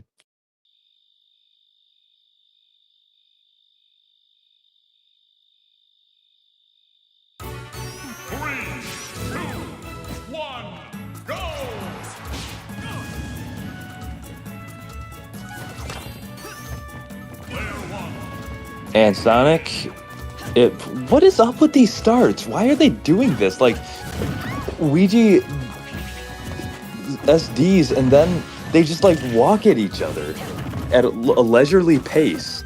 I don't understand this. This might be like the next age of Super Smash Bros. 4. And which time not really gonna translate to a combo there. Actorio goes back to ledge, voids the side B. Tries to get a landing with a side B there. I thought he might go for an up smash. That might have worked, but I'm saying that after the fact, so. Jumps over the side B, tries to get a grab. Gets a turnabout, throws it up, or throws it, goes up and throws it forward. Gets hit by the back end of the kick up there. Nice grab for Luca, and gets a witch time from it, which is good thinking. Probably kills there. Nope, not quite. Didn't have the jump I thought that he had. Going to land with the down air, gets grabbed, doesn't fall into the up smash. That could have been a back air, but not really expected from Luca with the side B there. Nair down tilt gonna rack on little bits of percent. You know, I think that getting shot should do more damage than getting hit by a turnip, but, you know, it's not just any turnip. Peaches. And a combo starts up for Luca.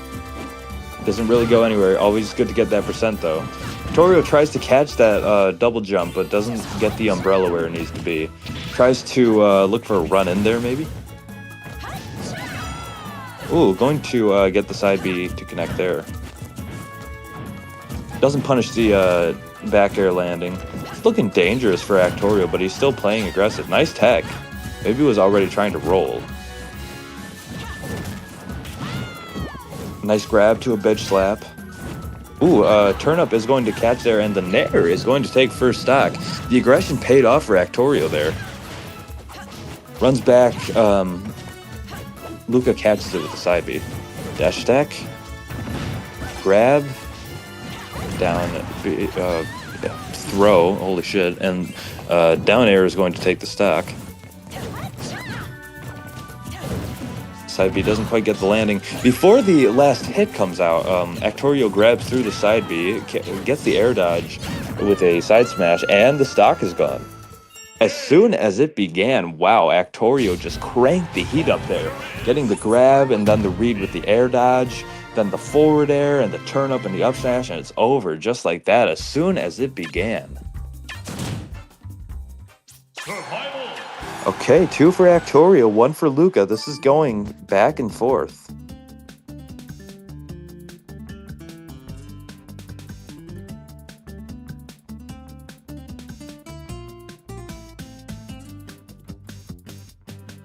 Actorio is going to ban Battlefield again. Luca could pick any of the stages. I think since he won on Smashville, he's going to go back there if I had to wager an estimate, I'll say.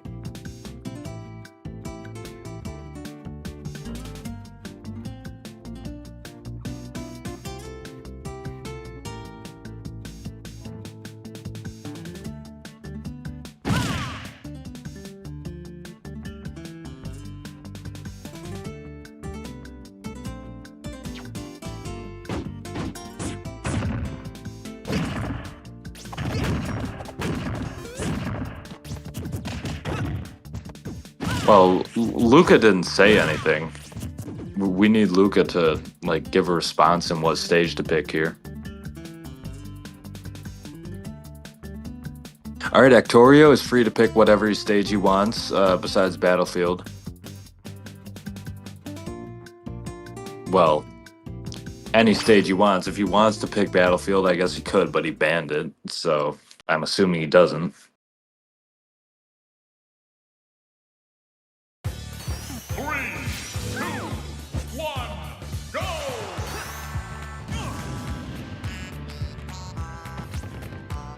Player 1 defeated.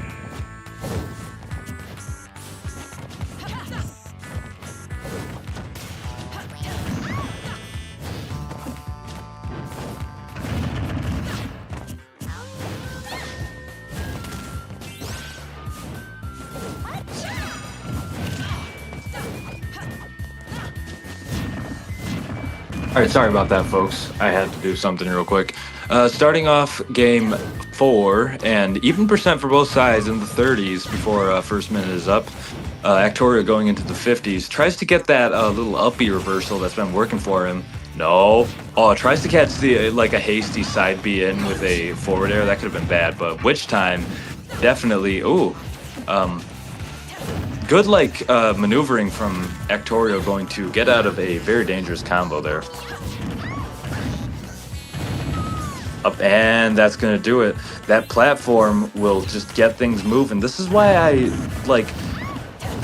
kind of feel like Smashville is kind of difficult for Actorio to play here. Oh, very good up smash, going to bring things right back, catching that side B. This is stuff that only Actorio... And he has a bomb. I didn't even notice he has the bomb. And that's 33% off the bat of the first stock with the bomb pull.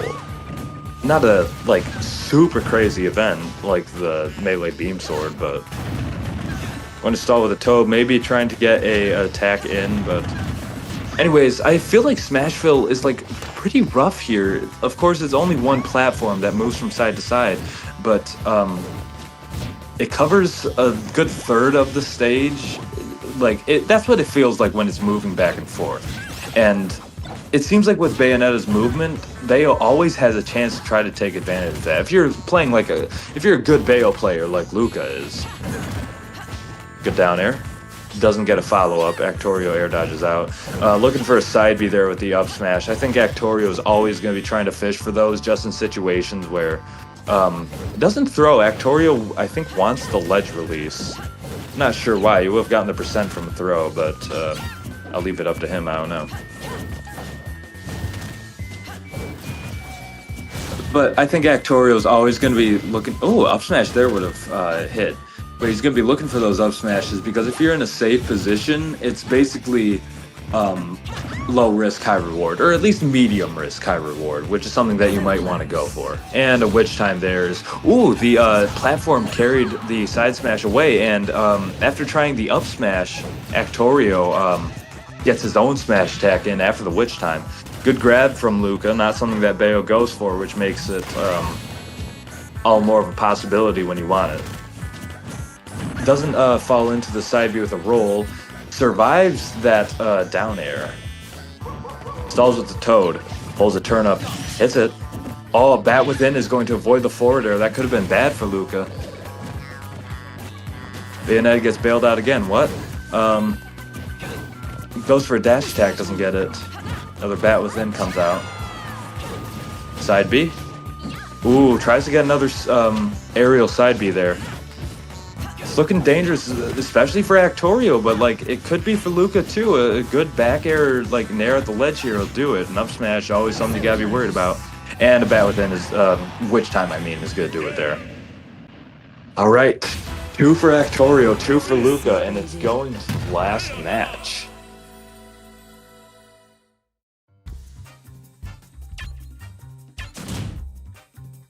Survival.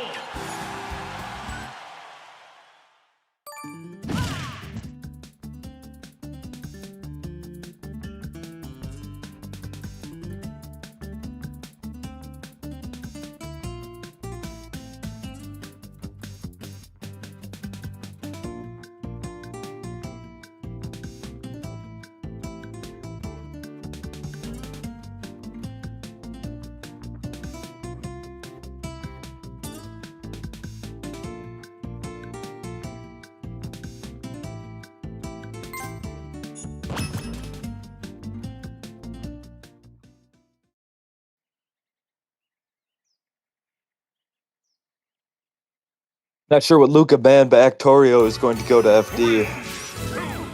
1, go!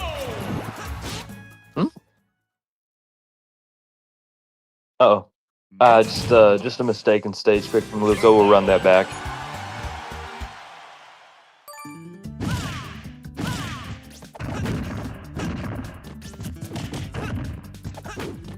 Enjoy the Sonic combos before the match.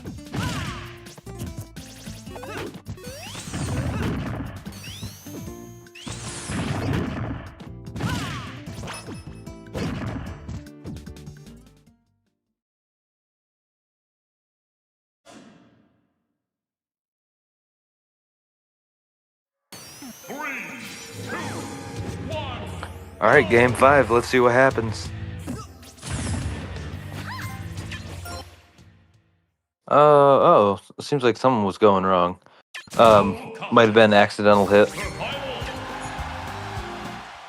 I wasn't paying attention.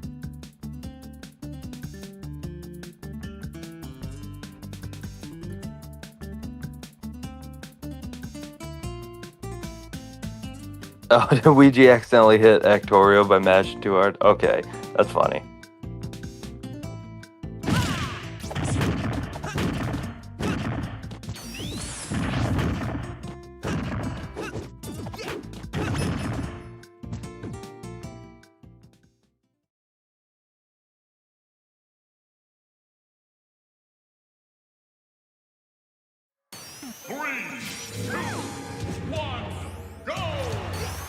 Okay, nobody fucking...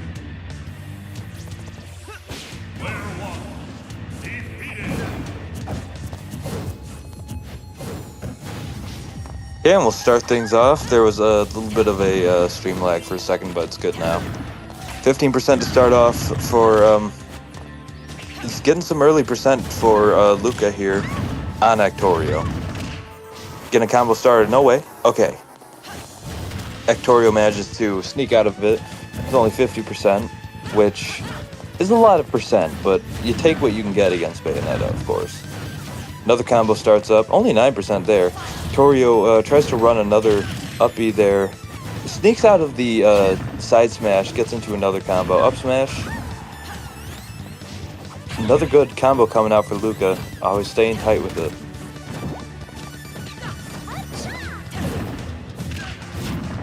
The side B. These combos just add up so quickly against Actorio.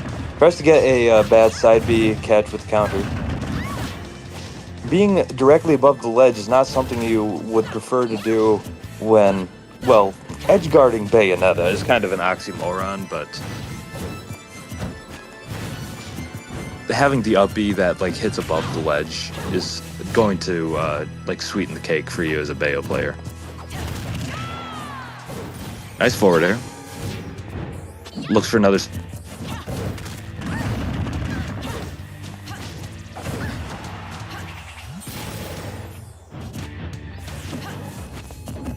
Going with Toad. Roll in. Catches with the forward throw. Good call on Lucas. Nice air dodge getting just out of the nair. Throws the turnip. Ooh, the side smash is barely out of range. 2 rolls. Could have gone for another up smash there, but it's risky. Gets a down tilt. And the up smash there is going to, after being at very dangerous 140%, take the first stock for Actorio. Luca tries to use Bayo's aura, her serving Huntington with her bad bitch walk to instill fear. Actorio kind of stays out of it. Grab, down throw. Gets the side B. Tries to get another one on Bayo side B. Another combo starts up for Luca. Actorio sneaks out of it, some great DI there. SDI, I'm not sure what you have to do more for avoiding Bayo combos. Yeah, Actorio moves back a little bit, manages to catch a side B landing. Good up smash.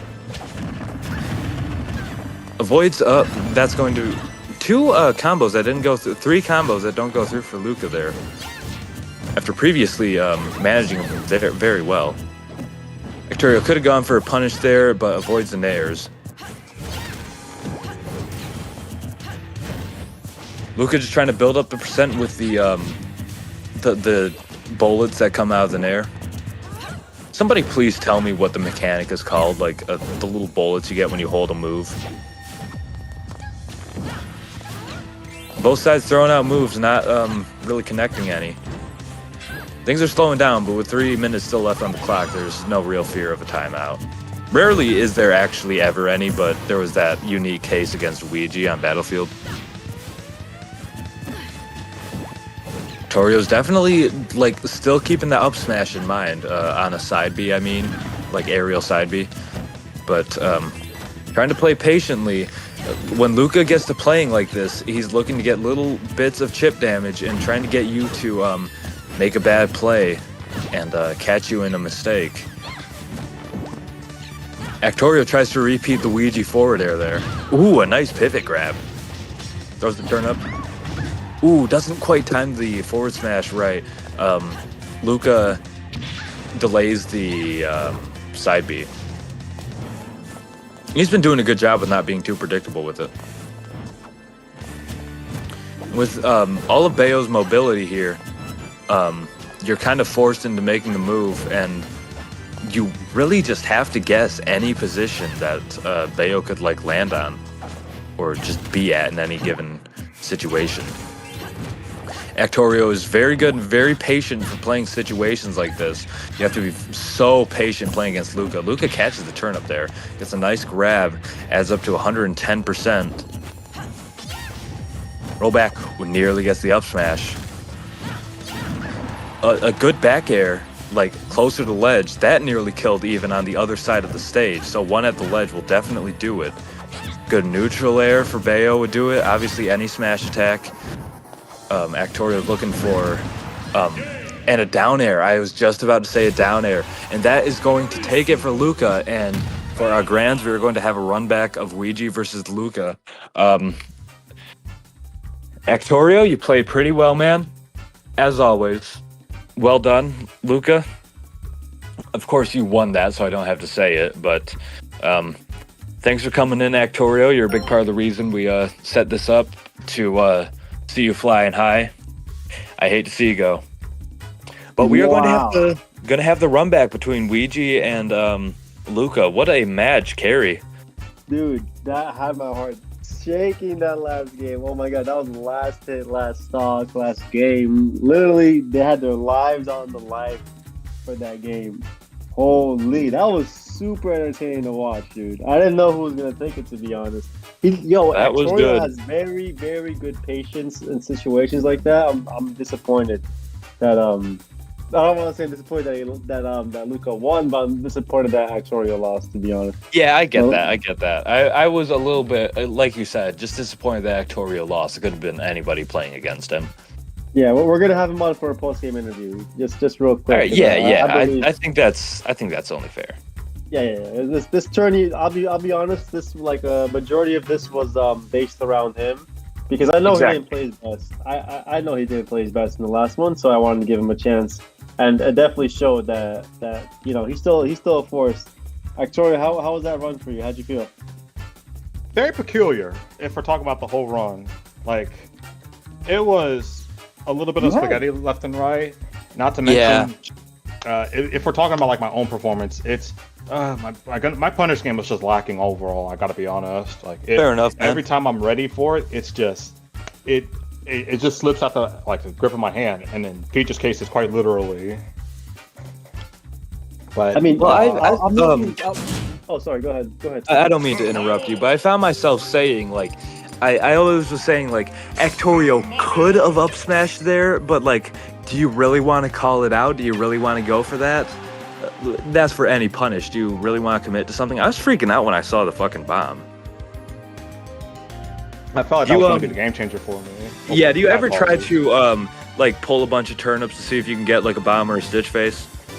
A stitch, yes, not a bomb. Yeah, you don't really expect a bomb, but I know some Peach players will try to pull a bunch of turnips for a stitch. Studying his gameplay, he did really good with three things. He does very good with reading rolls. He's very good with that. He's very good with ledge trumping, and he's very good with when Luca was doing the side B aerial. Every aerial side B had me wondering if it was just going to be an up smash. Exactly, he did very good with those three punishes. So Luca's very, very tricky to but he was starting to learn him towards the end. So I think if this was a first to five, it probably would have been differently because even though he lost both sets to Luca, it's not a bad person to lose to. Luca's freaking godlike, so no shame in that. And plus, he plays Bayo, so fuck that shit. Anyways, there it is. But I'm looking at your sets. You had so many interesting sets. You had the run back with Haram, so you got that win back. You had that set with Hero Play, which was pretty shaky. And then I wanted to see you versus Wadi, but unfortunately he DQ'd. And besides that, you had Sabino and Leo and Dynamix. Out of those bunch, without including Luca, who gave you the hardest time? The hardest time on this? Besides Hero Plays Live. Yeah, okay, I was about to say. No Hero Play slander here. I guess, because again, the results you see in the bracket don't show how the difficult everything was. I would say it's either close between Hiramo when he was playing Roy and Leo in general. So I guess technically Leo was the more troublesome of the bunch, I'd say. Yeah, he was a newcomer. We didn't know. I promise, I have no idea who that was. I wasn't trying to set anybody up. I had no idea he was that good. He just threw me off. I think he threw everybody off with his performance. He came in fourth place first time in a freaking Fortress tourney, which is pretty insane. Pretty good for him. But all right, here's probably the only question I need to know. I hate to interrupt you, but if we gotta cut the interview short, this is the one I want to know. For Peach versus Bayo, what's the stage you want the most and why? Is it FD? Yes, it's FD because no platforms for Bayo's bullshit. The platforms would have worked for Peach if it was any other matchup because she can get that coverage where she can't nearly cover as much outside of up air. But with Bayonetta, who can absolutely mix with the aerial afterburner, as we've been seeing with some of the sets between Ouija, actually. Afterburner. Okay, that's what it's called.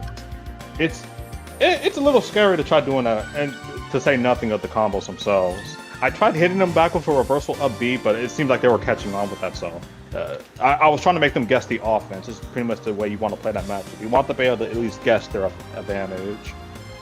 Yeah, fair enough. All right, that's all. I had for, any other questions? No, that's all I had for Antonio. He did great. Congratulations. Yeah, you on played very placing well, man. You got to play very patiently against Luca when he starts just moving around and not making any commitments. And I would be cracking in that situation, and you didn't for the most part. I mean, like, you didn't win the set, but you played very well in that situation. So, thanks for coming in. Obviously, this got set up largely for you. Good playing. Hope I did. And we hope to see you for the next one. Oh, I'll be doing my No best. doubt we will. No doubt we will. Yeah, see? But Ouija and Luca, best of luck on you on the grand finals. I will be watching. Yeah, best of luck. And this is the real one time. All right, best of luck to both players. I'll be muted again, but I'll be back for the post-game interviews. I'll be watching. Absolutely. All right, here we go. We gonna start things back out on Smashville? Battlefield, okay. The Saints come marching in. Ouija versus Luca for the rematch. Luca gets a down air there. Down tilt, forward air, down tilt, forward air, neutral air, up B, forward air, up B, side B, side B. And that's going to be 57%, and I might need a drink of water. This is another case of game one. Ouija's just getting dominated here. See if he can maybe find his footing in this match, or if he's got to try to just reset.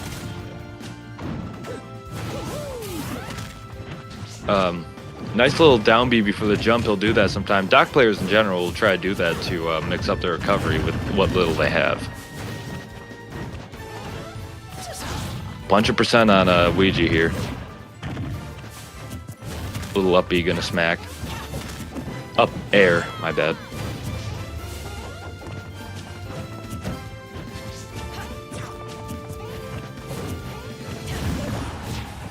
And there's another case of coming from the platform. Oh, wow. Ouija survives that situation and barely ducks under the fist there.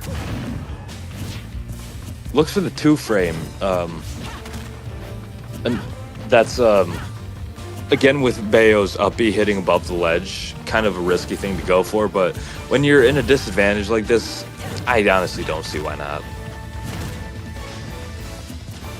Ouija's playing pretty carefully. He wants to use his rage here. He wants to keep threatening. All right, back air is going to do it, but he wanted to keep threatening a possible kill, even like 90% down. Luca catches the nair there. Roll back, jab, jab, grab. Didn't like walk back fast enough to try to punish the side B. I thought he was going to go for an up B, but Luca shielded there, so it wouldn't have been a great play. Nice back air. Doesn't get the... Luca, I think, saves Ouija there with the recovery back. Not like it's really going to change the outcome of the game unless Ouija just suddenly starts playing like Ryzen level, but...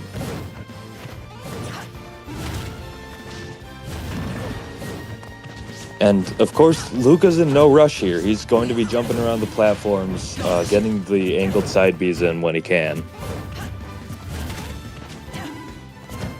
He's got all day. He's like the old man driving in front of you that is going like 10 under the speed limit. He just tries to get an up smash. Catches with a pill. Doesn't get the back air to punish. Good dash attack from Luca. Another up smash. I mean, Ouija really wants to get it, but at this point, you're pretty far behind, and it's still risky business going for him.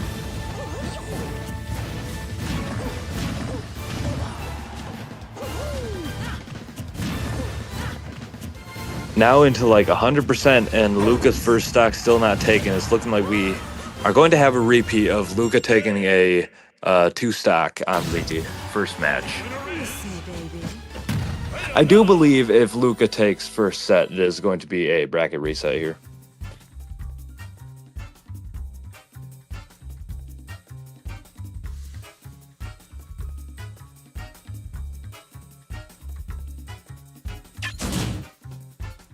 Survival.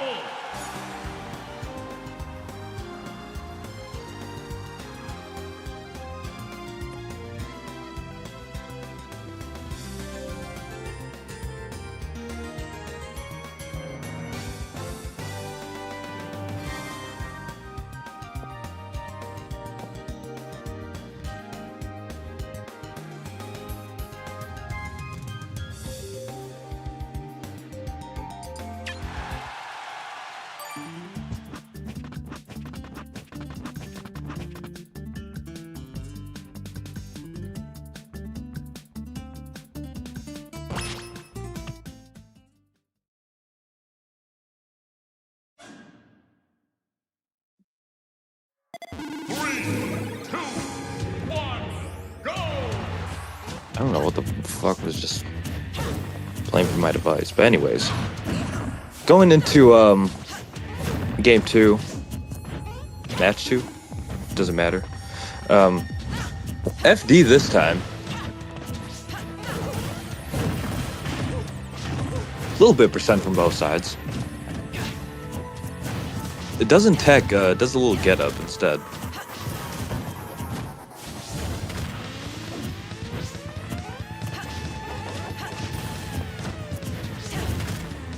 Ouija again playing very patiently, just trying to like keep his shield up for whatever situations he needed in. Goes for an up B, doesn't get punished for the free fall. Throws out a up smash. For all the matches I've seen that Luca's in, everybody's just looking for those uppies on the stage, and you have to be doing that sometimes playing against Bayonetta. You have to be anticipating that move past like that. Looks like the down smash doesn't connect. A little bit of stream lag there, so I couldn't see what was going on. Interesting grab right there, like just catching it. Little issue with the up B coming up. Combo is not going to finish off. That one is. And that's going to be first stock done for Ouija. I think Luca is pretty warmed up for this. After playing against Actorio, that really trains you, and Ouija has been out for a moment, so he kind of needs to take a second to get the gears turning again, and Luca is very well trained here, especially after like a gauntlet of your side B's getting catched by Peach up smashes. I think he's going to be less aggressive with that now and more like calculated. Getting kind of a repeat of game 1 now. So far. We'll see what Ouija can do though. Goes for another down B gimp. Goes out down smash. No back air. Catches a pill. Rolls around, gets the back throw. Doesn't kill. That's going to hurt for Ouija. Doesn't get the ledge trump with... Oh, wow. And that up air is going to be another 2-stock for Luca. Playing very well here. I do think part of it is that Ouija isn't warmed up.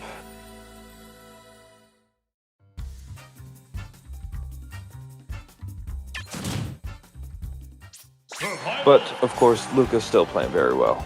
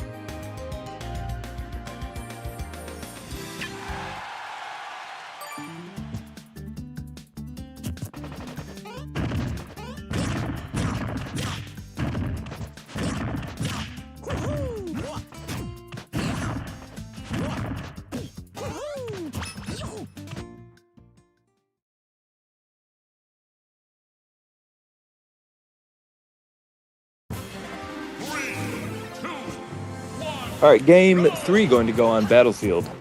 Ouija, if he wants to take this, is going to have to take 3 games in a row, which is going to be no easy task against Luca, of course. He got the win once. He could try to do it again. No grab coming out there, as expected. Throws one out there. Luca spot dodges it. Doesn't get a combo, though. Ouija then gets it going with an up smash. Looks like he kind of went far in the air. That might have been a footstool.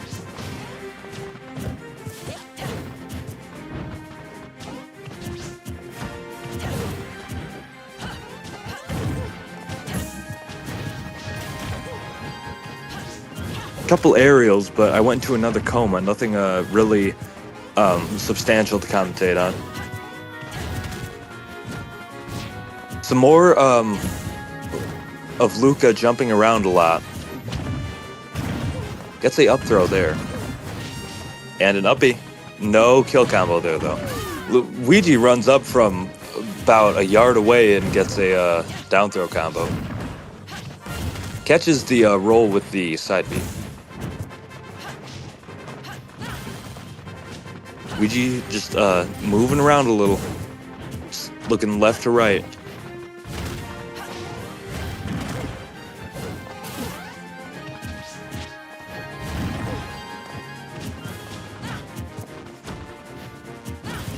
Neither of these players wanting to make a big commitment because it could hurt for both of them. Ouija doesn't get the uppie there, which is very unfortunate in trying to bring this back. Look for a spot dodge there, maybe, but they stood at each other in silence for a moment. Gets the bat within, doesn't get a witch time, though. Oh, side B against the legend, can't go back, and interesting case of Bayo dying from the bottom, which rarely happens. Good tech for Luca, going to get hit by the back air after, but nice up B. Almost like catches the landing, but Luca wisely side B's out of it onto the right platform.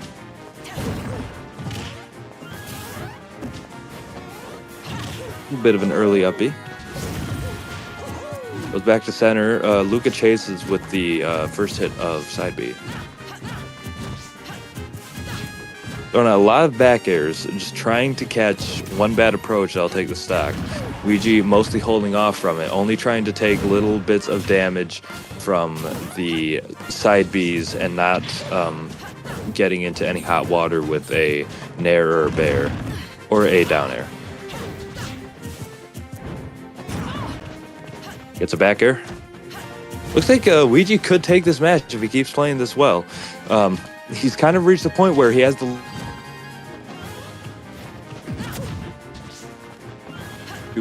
again, avoiding the back air specifically, forcing Luca to take little bit of percent by little bit of percent, slowly and slowly, just trying to keep the game going. Right there, Luca is going to get the back air, and with no double jump, Ouija's not going to be able to recover from that. But a little 60% of extra credit, of course, that's about 2 Bayo combos, but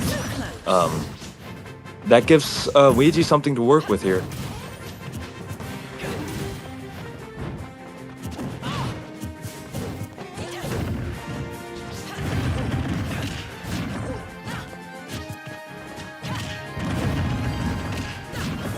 Luca getting a bit of percent back.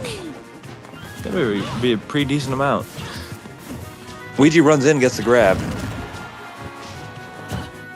Tries to get a shield there, doesn't quite get it. Nice tech, but losing his percent fast and not getting any of these callouts that he seems to be preparing for on Ouija's end. Looks for a roll there. Really just trying to scope out Luca and see what he's doing, but Luca's moving too fast and Ouija isn't making any headway with any like up smash read he's trying to get here. Ooh, goes for another forward air, the trusty forward air that worked first time. Up smash, and the up smash is going to do it. Looks like almost it was going to be a race to the blast zone, but after 2 losses, Ouija is going to take game 3. I think Luca's going to ban FD and Lilat, if I had to guess.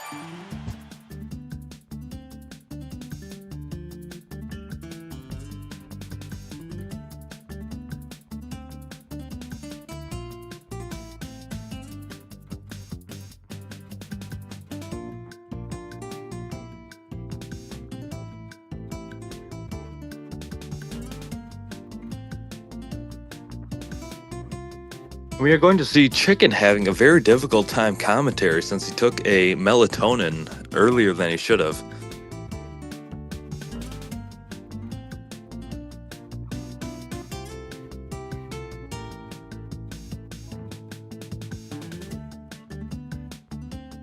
Looks like there was an issue in picking the stage. Oh, on Start GG. I can make a carry. It's just like a few more matches, just like another set at most. But if you want to jump in, though, I'd appreciate it. 3, 2, 1. All right, going to go to match 4, 3, 4. Yeah, on Smashville this time. I can see the platform being all right for Dr. Mario. Obviously, Bayo's going to be getting earlier kills with platforms, making those combos keep extending. Ouija doesn't get the back air there. Does get the up B. Goes that pill. Bat Within's good. Tank that. Or the Witch Time. It's not Bat Within. Another one. As Mr. DJ Khaled would say. Jab, jab, grab into a nice up B.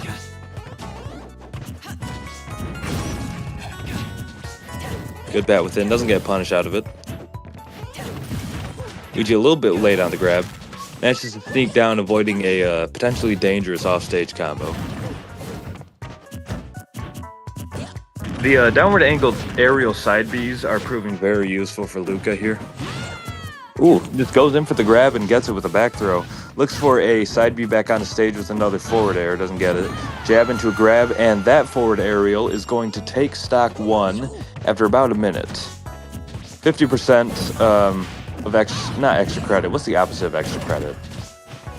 Somebody give me a idea for what the opposite of extra credit would be when you're down a stock and the other person has, however, like X amount of percent on their first one. But Ouija was at 50%, now at 80, taking 30% from a good Bayo combo. Ouija getting 40 or so back. 50 now, nice back throw. Goes in for another forward aerial there. No, if that side smash worked, that would have been wild.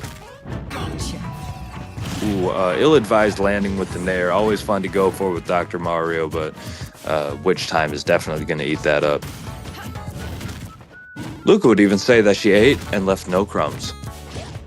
I think Ouija has figured out Luca's pattern. Luca has a specific pattern here where it's like he'll abuse buttons. Like he doesn't go for shield. Like just look how he plays. He doesn't. It's true. It's kind of like Velvet. Yeah, he doesn't shield. So he has a pattern where once he misses all those hits, he'll land with the counter, and you just gotta time that counter and punish him. I think Ouija's starting to figure that out now. I might have to notice that now. I know. Oh no fucking way! He read that. So Wow, after like absolutely being stomped on for the first, Dr. Mario's outside the police box. This is a weird mod. But after being stomped on for the first 2 matches, now it looks unusually like Ouija has a very good shot of taking first set without a bracket reset. Yeah, especially after that the first game of this set, I would have thought that Luca was gonna run through him because like I thought like Luca had been like trained really well by playing against Actorio. Like I thought that after Actorio would just like punish every bad side B with an up smash, like you would have a different game plan and you would be trained really well. But I think Ouija's starting to like he's spent enough time in plays and like watching Luca's movement. Patterns. Yeah, and now he's kind of gaining his footing and he can make more things happen.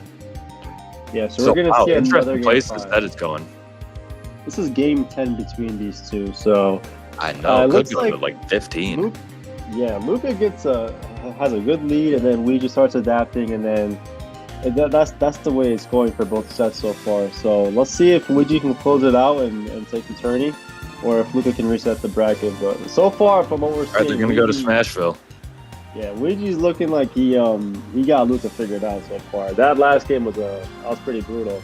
Because once you figured out the pattern, it was like a little blast from the past.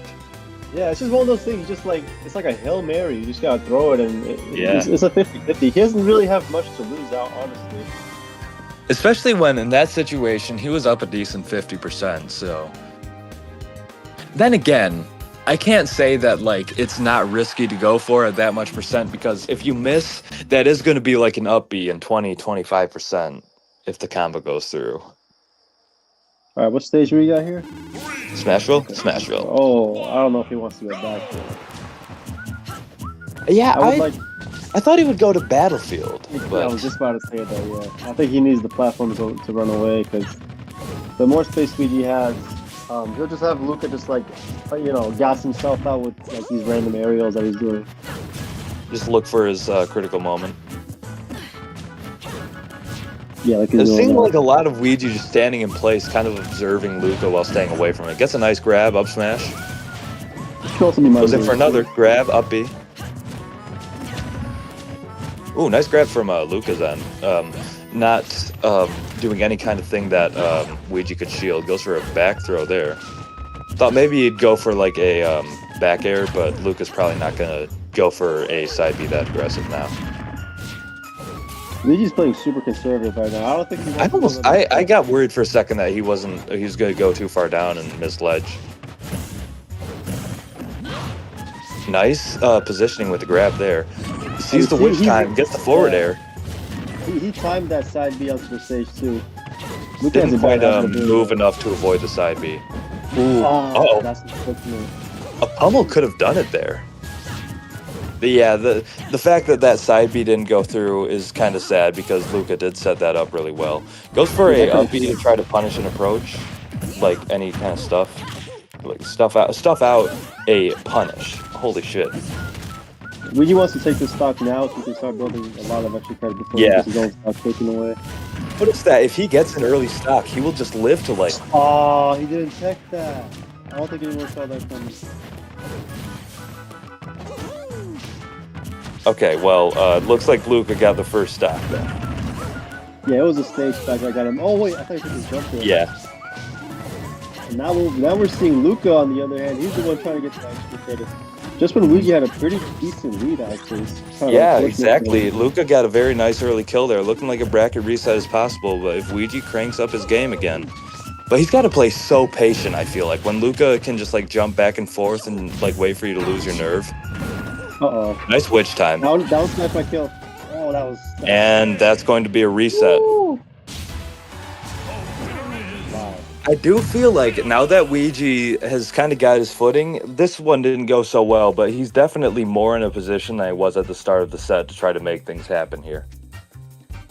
Man, we are at a bracket reset. We gotta watch these two play for a third time. Ouija says, bro, Yeah. that was mid. Wow, 2 game 5s between these two. One for Ouija, one for Luca. This is the real tiebreaker between them. Second chance for Ouija. Another one more win for Luca, and he takes the tournament, or like for the set, obviously. Whew. I wonder. I mean, these guys have other characters. I know Ouija has a Palutena, Luca has a corn and a peach, but I don't think they're going to be bringing them out. It's too locked in at this point. Yeah, I figured. And they are pretty 50-50 with this matchup too, actually. Could have been a Like reverse trio. objectively, in terms of like how the characters match up. What sucks too is that Ouija was doing so good in the beginning of that game. He built Yeah, up. I know. It really looks like early. he could take that, and that would be a really really hype reverse sweep. But now it's going to go to another set, which good playing on Luca then, getting that early kill. Not to disparage him. I think that stage spike that Luca landed just threw Ouija off. And, Yeah, kind of broke his mental state. All right. So I just hit start on this. So we're at grand final reset. Who would have thought? Even in the first tourney, there was a grand final reset between Shane and Ryzen, and they were True. like super back and forth. And now these guys, I'm curious to see who they're gonna call out, who the winner of this would call out. For Ouija, I don't know if he has a specific preference in one of the top 8 players, like maybe Justin because he plays Luigi. Yeah, Maybe that's Justin, I what it feel is. like would be the best one to go for. Not even that he's the weakest player, even though he might be in a lineup that stacked, but I think that would probably be. I'd be like- his Yeah, that'd be his best bet. Just the best bet. And then Luca. Partially because it is Luigi. Yeah, I would say for Lucas probably Haram maybe. Haram would be good. Then again, I gotta take into consideration it's like almost 1 a.m. right now, so I doubt anyone's gonna be awake at this time. I kind of expected this. I don't know why. I thought this would be over by like. It looks like Ouija might take the DQ here. Wait, what? Wait, what am I missing? He said, low key, it's late. I think I'm too tired to do another one. I should have won the game, but I'm happy with my current placement. Yeah, Luca's going to agree to it. It looks like Ouija's good DQ after the first set, and Luca will take it, which is kind of an unfortunate end to the tournament, but...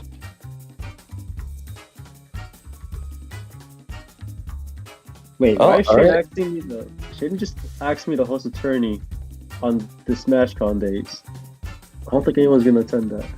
August 9, August 10, or August 16. I don't think so. Alright, I'll see. Let me just talk. Fuck, it's so random. Probably not the best date. I'm not gonna lie, I think after SmashCon, I'm gonna take like a 2-month break from this game. Maybe 3. I've been taking a I haven't been playing the game. I've enjoyed commentating it and like being part of the community, but I feel like at this point playing a multiplayer game for me it's I sound like an old man, but it's almost like it's too intense. I can't really get as into it as I used to. Yeah, I'm more like starting to like the casual side a little bit. I don't like the competitive side too much. It just burns me out. I'm playing Super Smash Bros. Brawl mod with my friend that I sent in the Discord. I sent a screenshot of me playing as Ronald McDonald. I swear, Ronald McDonald in this game is so fucking crack. I gotta see if I can get a few people to agree to like host a net play tournament on Dolphin for that shit. Because that'd be hilarious. Come the first. You heard about I've been actually, it's funny you mentioned that because I was playing on the Smash 64 mod. It's called Smash 64 Remix, and it has like Crash Bandicoot. It has Supersonic and like Smash 64 style though. Like they have like a I know what you're talking about. I've been grinding on that actually on my 3DS. It's been pretty cool. It's nice to like play Smash without having that the burden of a competitive side to it, which is where I'm trying to get now. I don't want to. I'm not really feeling the competitive too much. It's starting to burn me out, so I don't see myself hosting tourneys too much. After a while, which is why I really have respect for guys like Actorio and Ryzen. Insert third good player here, but I have respect for. No, it looks like they're going to keep playing. I don't like how Luigi needs to stop this mindset. This tired side, like, come on, I'm satisfied where I am. No, man, you're right here. Grand Finals reset. You're one set away. You gotta lock in right now. No time to start bitching. Like, I know you hear me right now, Luigi. There's no time for bitching right now. Come on. We need it. On. Pick up your big boy pants. Take out this fucking Bayo. We don't want another Bayo winning on this. Luca wins and we just start bitching and moaning. I'm gonna definitely say something about it though. I'm gonna definitely talk my shit. Fair enough, man. Get our next grudge match like in plans. Oh yeah, we gotta get our rematch, me and Luca. Anyways, we got Grand Finals reset. We got a reset. Hopefully, very unfortunate that Ouija couldn't steal that last game, but it seems like he's in a better in-game mindset now. So hopefully, I feel like Luca's I wouldn't put it beyond Luca to try to stall the game out to just try to get in Ouija's head and wear him down. Oh my god. No fucking way. Okay, yeah, that would have been crazy. How does he see what's going on up there? Like, it just looks. You gotta have a magnifier on your bed just to look in there. It's crazy. Like, he's following his VI2 while he's all the way at the top without seeing a thing. Crazy. So this is the third game one that's gone terribly for Ouija. I don't know how I survived that. Almost got hit with the 1-2. He was 1% away from dying. Avoids the second grab. No dead. Oh my god. Nice little up avoiding the up air avoiding the fist of doom. Looks like Ouija's kind of going back into analyzing Luca's movement. I feel like Luca's kind of switched it up a little bit, though. He's, like, Looks throwing out impressive. more grabs. That's going to eat the jump. Looks like this one's going to go to Luca, if I have to make a guess. I mean, Yeah, he's playing completely different now, actually. I see a more aggressive Luka. And like you said, he's approaching more with grabs, too. He's just going for it, bro. I'm not seeing him shield at all. He's on his velvet arc right now. which, I think when you're playing against Bayonetta, like, you would rather just get grabbed than risk going into an uppie, but, like, it gives you an opportunity as a Bayonetta player to start going for that option because it's less rewarding. You can do more of it. Man, I can't tell if Luka's. Ooh, nearly got an up smash there. Or if Ouija is just, like, burnt out. Ooh, good tech. Yeah, Ouija might. I feel like his mental state is broken after taking that loss there. Definitely hurts. It's tough, yeah. Ooh, a little footstool. Looks for a landing there, doesn't get it. About 5 smash attacks in a row coming out here. 6, 7. No, 7. 8.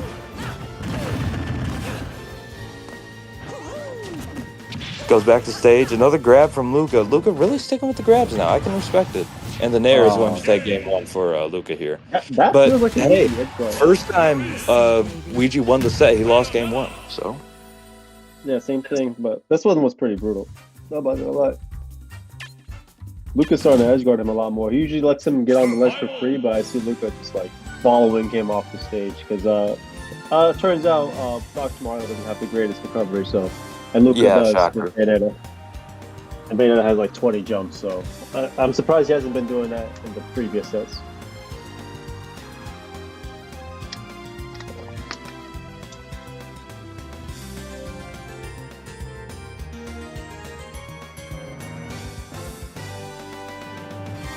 all right, so looks like we're going to go to Final Destination. This is, I do think it's quite a bit better for Ouija here compared to Battlefield. I think Luca is really good at platform maneuvering, and that makes him like in a much better state. Oh, whoa. Whoa. Wait, what? Hold on, are you seeing this? Are you seeing this, Carrie? Oh my god, no. It is all changed. No way. It's all changed. God. I'll have to see how this goes. All right, so we got another girls' night here. Corrin versus Bayonetta. I've never seen Luigi play Corrin before. I would have thought like. I'll see how it goes. Okay. We got. Is Corrin like one of those weird characters that does decently against Bayo? I feel like it sounds familiar to me, but maybe he knows something we don't. I've never. Maybe he does. I don't know. This seems like kind of a gamble, but This is a big gamble, actually. If he loses this, he's fucked. Yeah, if you're confident in how this goes and you want to throw Luca off his game, I mean, we'll see. 3, 2, 1, go! I don't know how to commentate this anymore. Maybe you want to have a bigger sword, so, well, implying Dr. Mario has a sword, but you want to have that sword so that you have more room in, like, predicting Luca's, like, movement and landing options, maybe. But, Ouija's also, like, acting a little bit weird with the neutral here. Like, it's just strange. It's very unfamiliar, it seems. Oh my. Uh-oh. I feel like an uppie, if Ouija went for an uppie there, that would have gotten the reversal, but that's a big... I noticed like Tori was doing that against him actually a lot. Because Peach has like I saw that too. It nearly worked. It never came out, but I thought it was going to take it. Good grab. Again, Lucas sticking with the grabs here. Down smash? Doesn't go through. Oh no. What? Oh, the intangibility. And he misses 3 Fists of Doom, and then Ouija gets the punish for it. Wow. What the fuck is that? He should have ran up smash instead. But, I mean, you don't expect that intangibility to hit, and then you start panicking, trying to get the kill. I'm telling you, bro, the gods don't want Ouija to lose. We'll see. I mean, again, no bias against Luca here. I don't want to, like, construe that I'm, like, praying on his downfall. Ouija's my boy, so. Ooh, last time Luigi did a down smash that Bat Within like rolled out of and it landed like into the back hit. Not gonna happen for that one though because Doc's down smash is like separate. They're two. It's a 1-2 instead of a unison. Right. He's actually holding his own with. Yeah, we just do it already. I mean, he's down, but Luca's also at kill percent, especially with Bayo not being the heaviest. I think it comes down to whoever takes the first shot. Yeah, I mean, a lot of the times that's what happens. Oh, and it kills. Let's see. Oh, Luigi has something up his pocket. I thought he was out. I have not seen him play Corrin. Maybe in like some random casual we did years ago. Good grab from Luca. The neutral get up avoids. It's gonna be a down throw. Not seeing any neutral bees coming out from Ouija. I always thought that was like a nice little option for Corrin, but probably not very useful in this matchup with Bayo moving all over the place. Yeah, especially on FPS, like Yeah. pretty obvious. You see it coming from all the way. Oh, that's what we kill. Oh, bullet to the face was gonna take the kill there. We didn't take too much extra credit, but he's still Respectable 25% of extra credit. You know, Luca's one combo away from doubling Exactly. that percent.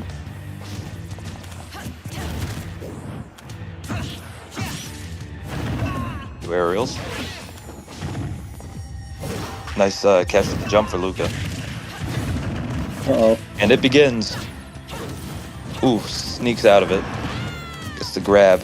I don't know what Corrin would rather do for a punish there, but like, do you really just want to get a grab out of that?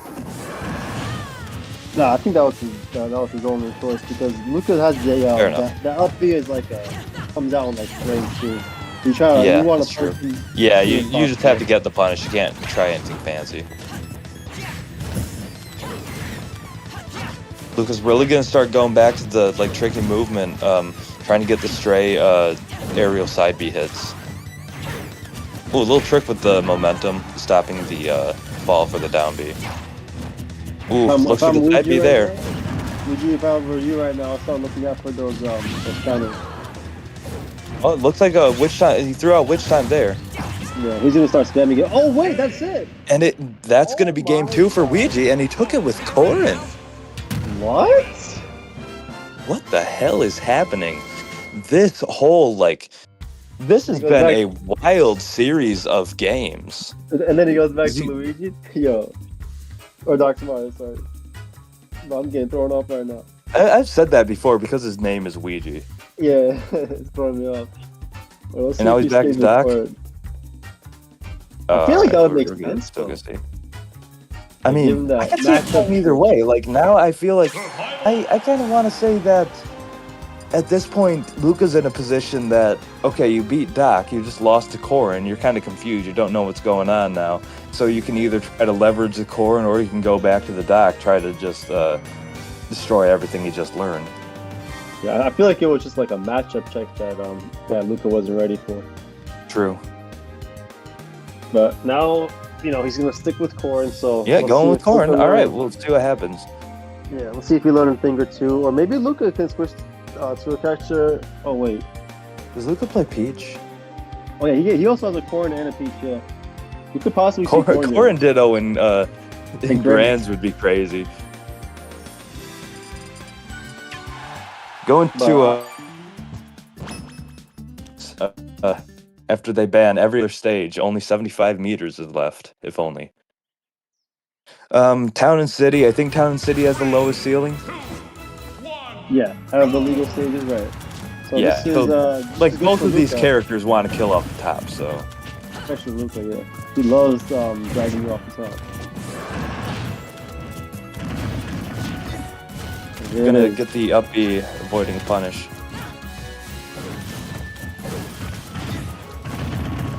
Thought Ouija could have landed with a nair there, but good to get the grab. How did he grab that? I don't know. That's not the first time he does it again. He doesn't wait for the Nice kick to go grab. through. So there is Nice up there. frame that he could grab. Okay, good to know. And that's another down throw. I feel like he should I don't know. Down throw is probably the most damaging throw, even if it stays.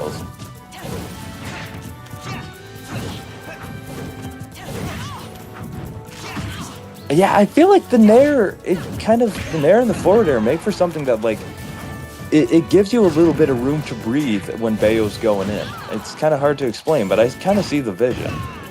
Goes for the 2-frame. Dangerous game to play with Bayo, having that recovery that hits above the ledge, and it's going up, gets out. Oh, if he had that last stuff, he could have just went up there. We're just gonna hang on the ledge for a second. Oh, ooh, Witch counter. Time is That going was to punish the neutral. Barely gonna hit. Not an ideal situation to be in. 90 is not going to be enough percent to kill Bayo here, and Luca can totally just like take this lead and run with it. Just get his little hits when he wants to, and like up there. Oh no.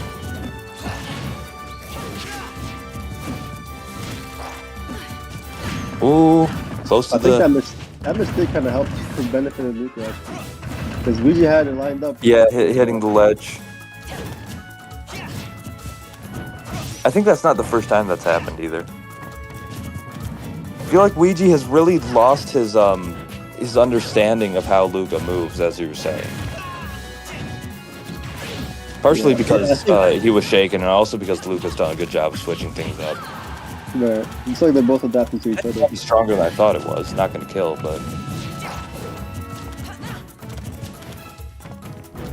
Yeah, Luigi needs to get this killed right now. He doesn't want to take it 100%. I mean, It's not easier looking said too than good. done, but... Gotta happen soon. They're not going to do it. And Witch Time. Wait. Nope, survives. Back air is Yeah, going to do it. back air. Dang. Wow, that was dominant. That was dominant on Luca then. Good playing. 1-2. Ouija's got to take 4 games. Wait, what the fuck am I talking about? He's got to take two. Yeah. This is where you gotta start thinking. You want to stay Corin. You're down 2 games. You're on your tourney life now. Where do you go from there? Yeah, Do you absolutely. go pull out the Palu maybe? Go back to Doc? It's tough. I don't know about the Palu. It's like it's a matchup check, but you're still playing Palu. Yeah, it's like one of those matchup things where like maybe you'll take the first game, but like you'll get destroyed like the next game. So you just gotta keep switching characters maybe. Just take whoever you got. Because it looks like you got that Corin on lock. I agree. I see the vision with the Corin, but I think you're fucking kidding. Oh my god. And so he goes to Roy. Yo, I think Luigi wasn't joking when he said he had, Don't he said know he was what's first going time. on anymore. This is Joking. like He said I'm first. I can't remember. I can't remember what match it was in the last tournament. It was like it might have been Hectorio. No, it wasn't. I'm trying to remember. There was some match in the main event of the collision that there was one was it, match that like both players. Yeah, Shane and Ryzen. They're like Charizard and like. Yeah, it was Shane and Ryzen. Like I started figuring out what was going on. Then they just switched the characters. This entirely new matchup. Like, okay, well I just got to completely reimagine what's happening now. And you know what's funny? That also happened in Grand Finals Reset. It's like they got tired of playing each other's names, and they're like, "Fuck it, let's just do some gangster shit and go fucking Falco." All right, well. This one's for Velvet, I guess. Yeah. Ouija pulling out Roy against the best character in the game. Getting a And Roy doesn't decent have the little best combo character. starting off. Yeah. Luigi, you want to Ouija's stay, kind of used to neutral. playing around that, but it's exploitable as hell. Nice roll catch.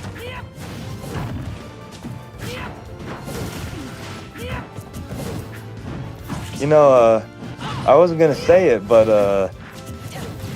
Ouija was using a lot of shield, and now that he's playing Roy, I know where you're going with this. I'm gonna drop it off right now. oh, there it is. There it is. Velvet can never. I think that this is a win for Luca. Honestly, think I don't know about the whole character switching. It's a good try, but I won't count Ouija out yet, of course. But I don't know. I feel like once you're switching to like Corin and Roy, you've kind of already been put on the back foot. Yeah. It's one of those things where like you're like defeated mentally, so you're just going out with the Hail Marys.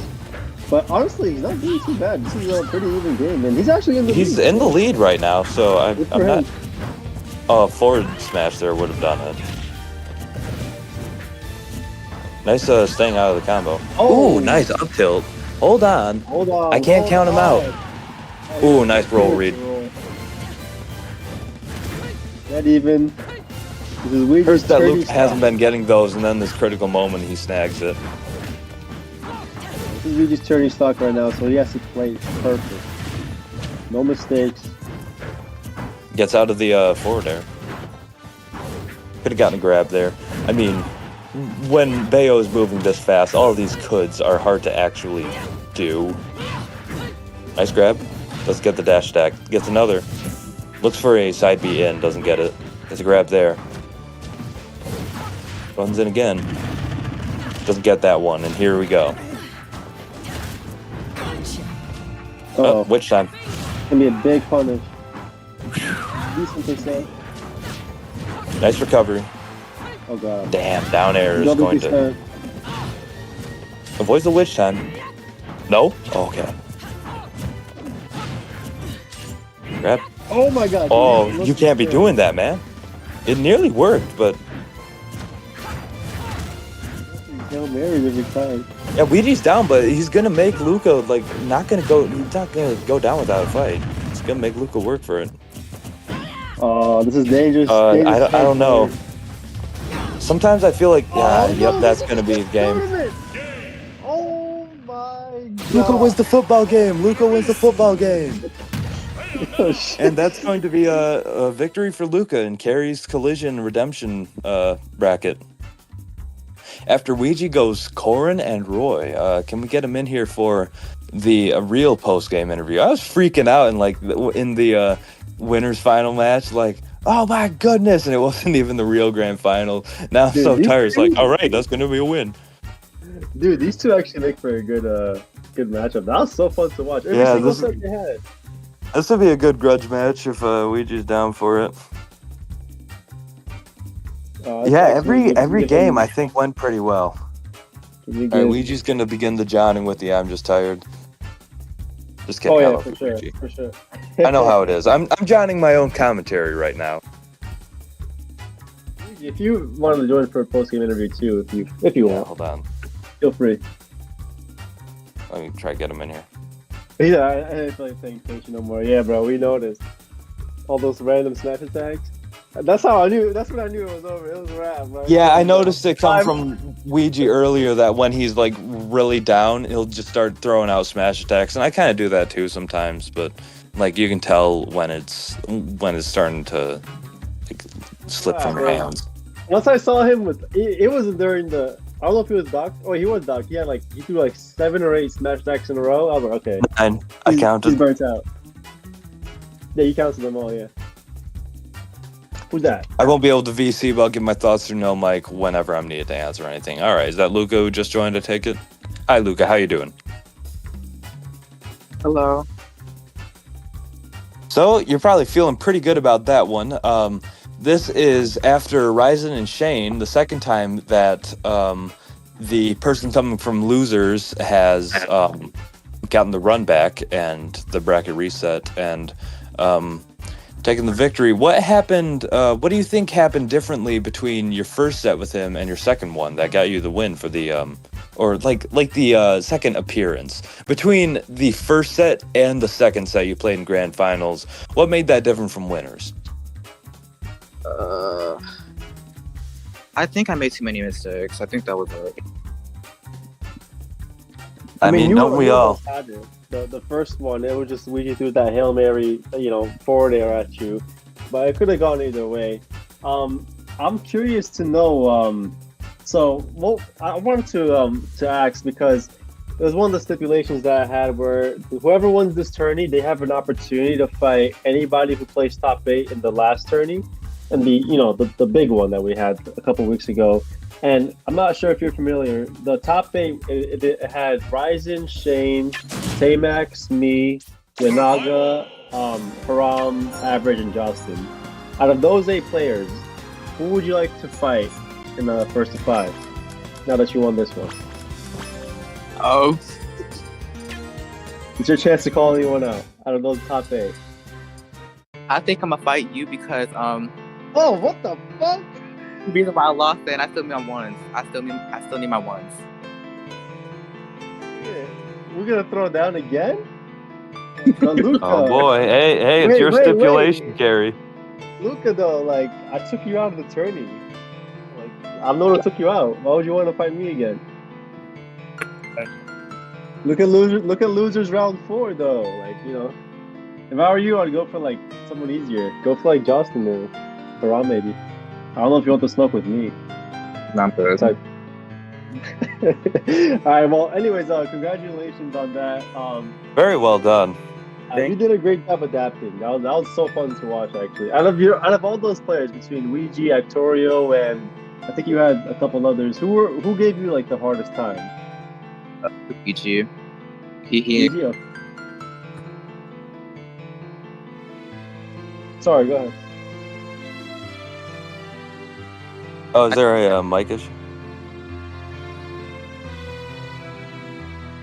If something's wrong, let me know in no mic VC. Or yeah, that's what it's called. I guess we'll turn the. Oh, are you back, Luca? All good? What's in my TV? Sorry. Okay, what was the question again? I was just asking you who gave you the hardest time in your bracket. You said Ouija, and Yeah, he had me shaking in my boots a little bit. Was it when he switched to Corin and like that threw you off? Was yeah. it How do you the feel matchup about pick? that? How do you feel about the corn when it first came out? I wasn't too nervous, but I didn't know how the game was gonna go because I don't fight corn a lot. All All right, I guess we'll take the I'm gonna focus start off- asking Ouija the questions and no mic. Yeah. We'll wrap this up real quick. So, Ouija, what are your immediate thoughts on that? What was up with the the almost the forfeit by the end there? What's up with that?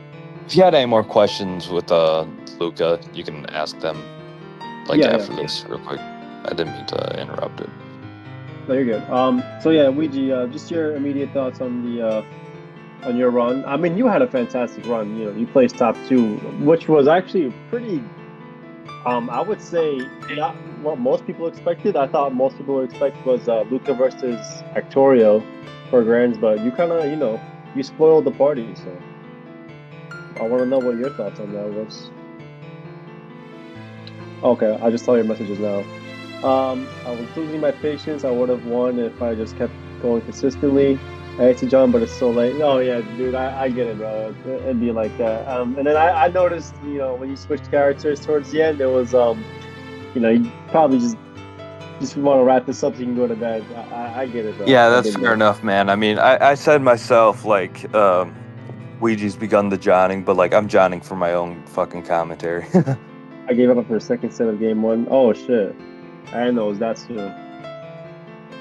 Second set of game 1 of the first set or the second set or the third set? You guys had 3 sets. Game 1 of the second set. Oh, the second set. Oh, wow. Really? Oh yeah, that was the set that you started throwing the random smash attack. Yeah, that's where you threw the ace smash attack. All right. Yeah, I can't tell. That's how I would play if I was just tired and not really on my best Smash Bros gameplay.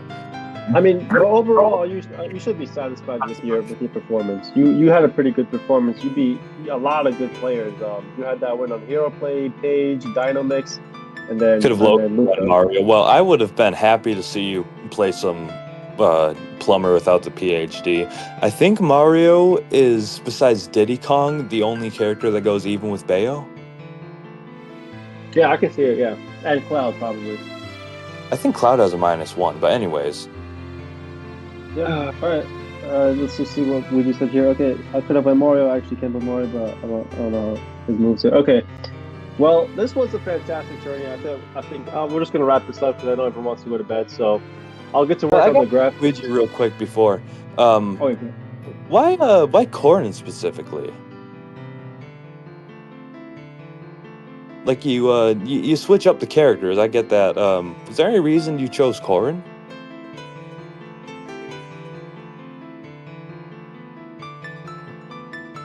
Ouija is typing. Luca, I'm accepting your call out, by the way. Huh? Oh boy, get ready Yeah, for it. we're throwing down. We're throwing This is down gonna for be an sure. event. I want to do a first to 10 with you, actually. I don't want to do first to 5. I want to really put a statement on this next attribute I'm about to give you. I'm not playing with you this time, Luca. You know, you won this one, congrats, but you know, you're about to fight the big boys now, the top 8 guys. All right, Ouija Absolutely. says Corrin was actually a character I played a lot on 3DS before the shutdown, including Palutena, but that's irrelevant. Okay, interesting. I didn't realize that you played Corrin, but I guess now the cat's out of the bag. Actually, Your second match went pretty well, actually. You got the win there, so I mean, props to you for going back into the old vault of characters. so one thing I want to say, actually, when I made this tourney was I didn't really expect Luigi to join, but I kind of asked him. I told him, I was like, listen, because he is attending SmashCon this year. So I told him, I said, listen, it's going to be good preparation for SmashCon. It's going to be his first SmashCon, one of his first super majors for Smash 4. So I think placing top 2 in a pretty stacked event with this that had a lot of talented players, I think that's a good sign for him for this upcoming event in SmashCon. So good for you, bro. You did a great job. You just you faced Bayo, and if you think about it, Bayo's going to be banned from SmashCon this There year. it is. Technically you won. No, I'm good. Yeah, that's gonna be some good training for Super Smash Con for sure, for both of you guys, really. But obviously, there are gonna be plenty of Bayonettas. No, Bayonetta got banned for SmashCon. Oh shit! Yeah, there's no Really? Bayos this year, so it's going to be interesting. So if Luca won, he's going to get. Well, killed. hopefully this revives the game, and maybe people just start hating Cloud and Diddy Kong instead. Oh yeah, it's my one chance, bro. I'm going all out. I said, fuck that, no Bayo, I'm going in, bro. You're gonna have to ban Diddy after the performance I'm about to put up. Hope to see it, Luca. You'll definitely be prepared for all 2 Dr. Mario players in the world. Yeah. So any last thoughts or comments, Luca? Mm-mm. Any thoughts, comments, questions, criticisms, witticisms, or wise remarks? No, I think I'm good now. Understandable. All right, well, congrats. Thank you guys both for the interview. You guys played excellently. Ouija says, I think I can perform better offline. Most of my playstyle showed a lot when I played against Luca and specifically Bayo. I'm good. Also, we streamed for 5 hours. God damn. Well, thank you everybody for tuning in. Thanks for letting me on to do a little commentary near the end. Thanks to everybody who played. Thanks to Carrie for organizing this. Have a good night. If there's Good anything night. else, Carrie. No, that's it for me. That was a All right, fun have a good tourney. night. Thank you for participating. Good night, everyone. Absolutely. God bless you all.